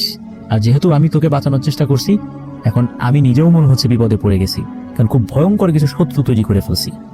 তুই সাবধানে থাকিস, আজকে আর কথা বলবো না, আমি চলে গেলাম, তুই বাড়িতে যা, মাছ ধরা লাগবে না। তো এই কথা বলে ওই দাদু কোন দিকে যেন অদৃশ্য হয়ে যান, মানিকও দ্রুত বাড়িতে চলে যায়। তো এর কয়েকদিন পর মানিক আসে, এর ভিতরে মাছ ধরতে আসে না কয়েকদিন, আসার পরে ওই দাদু আবার আসে, তবে এবার দাদুর মুখ তো বেশ উজ্জ্বল মনে হচ্ছে, খুশি খুশি। তখন মানিক বলে, কি দাদু আজকে তোমাকে খুশি খুশি লাগছে? তখন দাদু বলে, মানিক আমার নাতির বিয়ে, ওই যে শ্মশান দেখতেছিস ওইখানে আমার নাতির বিয়ে হবে, তো আগামীকালকে রাতের বেলা তুই চলে আসবি, তবে তুই কাউকে জানাস না, কারণ এটা তো আসলে আমরা তো আর মানুষ না, আমাদের বিয়েতে তো সবাইকে আমন্ত্রণ জানাই না। তো যেহেতু তোর সাথে সম্পর্ক ভালো, তোকে নাতি মনে করছে, তুই আসবি, আমাদের যে খাবার সেই খাবার তোকে খেতে হবে না, তোর যেই খাবার ভালো লাগে সেই খাবারগুলোই আমি আয়োজন করে রাখবো, তুই অবশ্যই আসবি। তখন বলে যে, ঠিক আছে দাদু, তোমার নাতির বিয়ে আমি আসবো না, অবশ্যই আসবো। তো মানিক কি করেছে, কাউকে কিছু বলে নাই, কিন্তু পরের দিন রাতের বেলা ওখানে গিয়েছে, নদীর এই পাশ থেকে ছোট একটা নৌকা নিয়ে শ্মশানের ওখানে গিয়ে নামার পরে ওই জায়গায় দেখেছে যে একটা গেটের মতো সাজানো, ওখানে অনেক আলোক উজ্জ্বল, অনেক মানুষ সেখানে, সবাই স্বাভাবিক মানুষের মতো, দেখে মনেই হচ্ছে না এরা অস্বাভাবিক কিছু, কিন্তু মানিক জানে যে এরা কেউই মানুষ না। তো মানিক ওখানে গিয়েছে, ওই দাদুর সাথে দেখা হয়েছে, দাদু মানিককে বসতে দিয়েছে, ভালো ভালো খাবার খেতে দিয়েছে। কিছু খাবার খাওয়ার পর ওই দাদুকে বলছে, দাদু আমার তো পেট ভরে গেছে, আর এত পেট ভরছে আমি তো মনে হয় হেঁটে হেঁটে বাসায় যেতে পারবো না, আমাকে একটু দিয়ে আসো, নৌকা হোক যেমনি হোক বা উড়ায় দিয়ে এসো আমাকে বাড়িতে। তখন দাদু বলতেছে যে, আরে মানিক আমার বাড়িতে এলো, বিয়ে চলতেছে, আমার নাতির বিয়ে, এখন আমি এখান থেকে সরি কিভাবে, আর অন্য লোকদেরকে যে পাঠাবো তোর সাথে, তো এরা যদি এরা কিন্তু আর মানে অতটা ভালো না, যদি তোর আবার ক্ষতি করে, এর থেকে ভালো হয় এই যে দেখতেছিস একটা চকির মতো আছে এই পাশে, মানে একটা জায়গা দেখা যায়, তুই এখানে ঘুমা, সকাল হলে দেখবি তুই তোর বাড়িতেই আসিস, আমি সময় সুযোগ মতো তোকে বাড়িতে দিয়ে আসবো, যা তুই এখন ঘুমা। তো মানিক কি করে, ওই এক পাশে গিয়ে ওই চকির মতো ওই জায়গায় শুয়ে পড়ে। অল্প সময়ের মধ্যে মানিক গভীর ঘুমের মধ্যে হারিয়ে যায়। মানিকের যখন ঘুম ভাঙে তখন মানিক দেখতে পায় তার আশেপাশে বেশ কয়েকজন লোক, মূলত মানিকের ঘুম ভেঙেছে কয়েকজন লোকের ডাকে। ও কিন্তু শ্মশানেই পড়েছিল, ও চোখ খুলে দেখে সে বাড়িতে না, কিন্তু ওই লোকগুলো বলছে, কিরে মানিক, এই মানিক কিরে এখানে শুয়েছিস কেন? তখন মানিক বলে, আমি বাড়িতে না, আমার তো বাড়িতে থাকার কথা। বলে, আরে না, তো বাড়িতে তুই তো শ্মশানে শুয়ে আছিস। তো লোকগুলোকে চিনতে পারো, ওদের গ্রামের লোক আর কি, মানিকের গ্রামের লোক। তখন মানিক যখন মানে ঘুম থেকে উঠেছে, মানে সবকিছু স্বাভাবিক ছিল, কোনো সমস্যা নেই, কিন্তু হঠাৎ করে ওই লোকগুলো বলে ওঠে, মানিক তোর মুখ ভর্তি ছাই কেন? মানিক বলে, ছাই? কোথায় ছাই? তো মানিক হাত দিয়ে ওই মুখটা ঘষা দিয়ে হাতটা সামনে এনে দেখে কিছু সত্যি হাতে ছাই, তার মানে ওর মুখ ভর্তি ছাই, আর প্রচন্ড রকমের দুর্গন্ধ হঠাৎ করে মানিক পাওয়া শুরু করেছে। অথচ ঘুম থেকে ওঠার পরে মানিক কিন্তু কোনো দুর্গন্ধ পায় নাই। এই ছাই কোনো স্বাভাবিক ছাই ছিল না, এটা হচ্ছে মানুষ পোড়ানো ছাই। মানুষকে যদি পুড়িয়ে দেওয়া হয় তখন যে ছাইটা পড়ে থাকে, শুধু মানুষের শরীর থেকে যে ছাইটা উৎপন্ন হয় সেই ছাইটা। এর পরপরই মানিক কি করা শুরু করে, বমি করা শুরু করে ওই উপস্থিত লোকদের সামনে। তো মানিক দেখতে পায় যে তার বমি হচ্ছে শুধু কালো কালো ছাই, অন্য কোনো কিছু না, সমানে বমি হচ্ছে। উপস্থিত লোকজন এই অবস্থা দেখে দ্রুত মানিককে ধরে বাড়িতে নিয়ে যায়। বাড়িতে নিয়ে যাওয়ার পর মানিকের বাবা আসে, এসে দ্রুত স্থানীয় যে বৈদ্য থাকে, ওই সময় যে বৈদ্য থাকতো, ওই সময় তো এরকম ভালো ডাক্তার ছিল না, ওই সময় ওই কলাকোপা থেকে ঢাকায় আসাটা অত সহজ ছিল না, নদী পথে আসতে হতো, অনেক কষ্ট হতো। তো উপস্থিত যেই ডাক্তার পাওয়া যায়, একজন হেকিম ছিল, তাকে দেখানো হয়। তো মানিককে সে অল্প সময়ের মধ্যে পরীক্ষা নিরীক্ষা করে বলে, সর্বনাশ, মানিকের তো যক্ষা হয়েছে, আর এই যক্ষা এমন পর্যায়ে চলে গেছে এখন তোর বাঁচার কোনো উপায় নাই। একটা সুস্থ ছেলে, দিব্যি সুস্থ ছেলে, রাতারাতি তার যক্ষা হয়ে গেল, আর রাতারাতি সে লাস্ট স্টেজে চলে গেল, তার বাঁচার উপায় কিভাবে সম্ভব? ওই সময় কিন্তু যক্ষা হলে কোনো ওষুধ ছিল না, এখন যেমন একটা দীর্ঘমেয়াদী একটা ট্রিটমেন্ট রয়েছে, ওই সময় কিন্তু এটা ছিল না। তো কি হয়েছিল, ঘটনা কি? মানিকের পরিবার যখন জিজ্ঞেস করে যে তুই ওইখানে ছিলি কেন, আর এই সমস্যা হলো কেন, তখন মানিক সব কথা খুলে বলে, সব কথা, যে সে জিনের দাওয়াত খেতে গেছিল, এখানে একটা ভালো জিন আছে সেটা। তো ওখানে যে পুরোহিত মশাই যিনি মানিকের এই খবর পেয়ে এসেছিলেন, পুরোহিত মশাই খুব চিন্তিত, বলে যে মানিক, মনে হচ্ছে যে এত বছর ধরে যেই জিনটা এখানে ছিল সে আর নাই রে। তুই ওই দাদু জিনের দাওয়াত খেতে যাস নাই। মনে হচ্ছে ভয়ঙ্কর কোনো একটা বিপদ ওই জিনের হয়েছে। মূলত এই ব্যাপার যেটা জানা যায় সেটা হচ্ছে, যেটা পরবর্তীতে জানা গিয়েছিল, এই যে কবিরাজের যে মেয়েটা, এই মেয়েটাকে ব্ল্যাক ম্যাজিক করে মেরে ফেলা হয়েছিল, এবং এই ব্ল্যাক ম্যাজিক করে মেরে ফেলেছিল খুবই ভয়ঙ্কর দুর্ধর্ষ প্রকৃতির জিনেরা। মেরে ফেলার পর ওর ডেড বডিটা নিয়ে যাওয়ার চেষ্টা ছিল, কারণ এই ডেড বডিটা নিয়ে গেলে এইটা দিয়ে সব সাধনা তারা করতে পারবে, তারা তাদের যে তান্ত্রিক গুরু তাদের কাছে দেবে, এটা নিয়ে তারা কাজ করবে। কিন্তু জমিদার যে কোনো ভাবে এটাকে শর্টকাট করতে চাচ্ছিলেন, তার ধর্মের রীতিনীতি অনুযায়ী পুড়িয়ে ফেলতে চাচ্ছিলেন।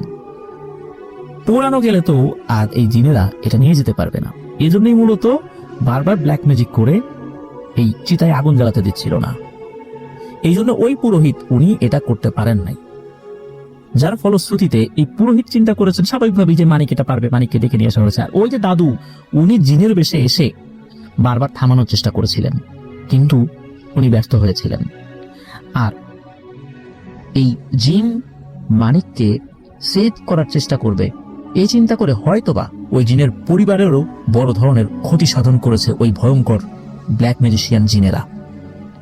আর ওই দাদুর বেশ ধরেই বিয়ের দাওয়াতের কথা বলে মানিককে ওখানে নিয়ে গিয়ে ভয়ঙ্কর ব্ল্যাক ম্যাজিক করা মানুষ পুরানো ছাই দিয়ে এই মায়াজাল সৃষ্টি করে খাবার তৈরি করে মানিককে খাইয়ে দিয়েছে, যার ফলশ্রুতিতে মানিকের এই ভয়ঙ্কর রোগ হয়ে গেছে এক রাতের ব্যবধানে।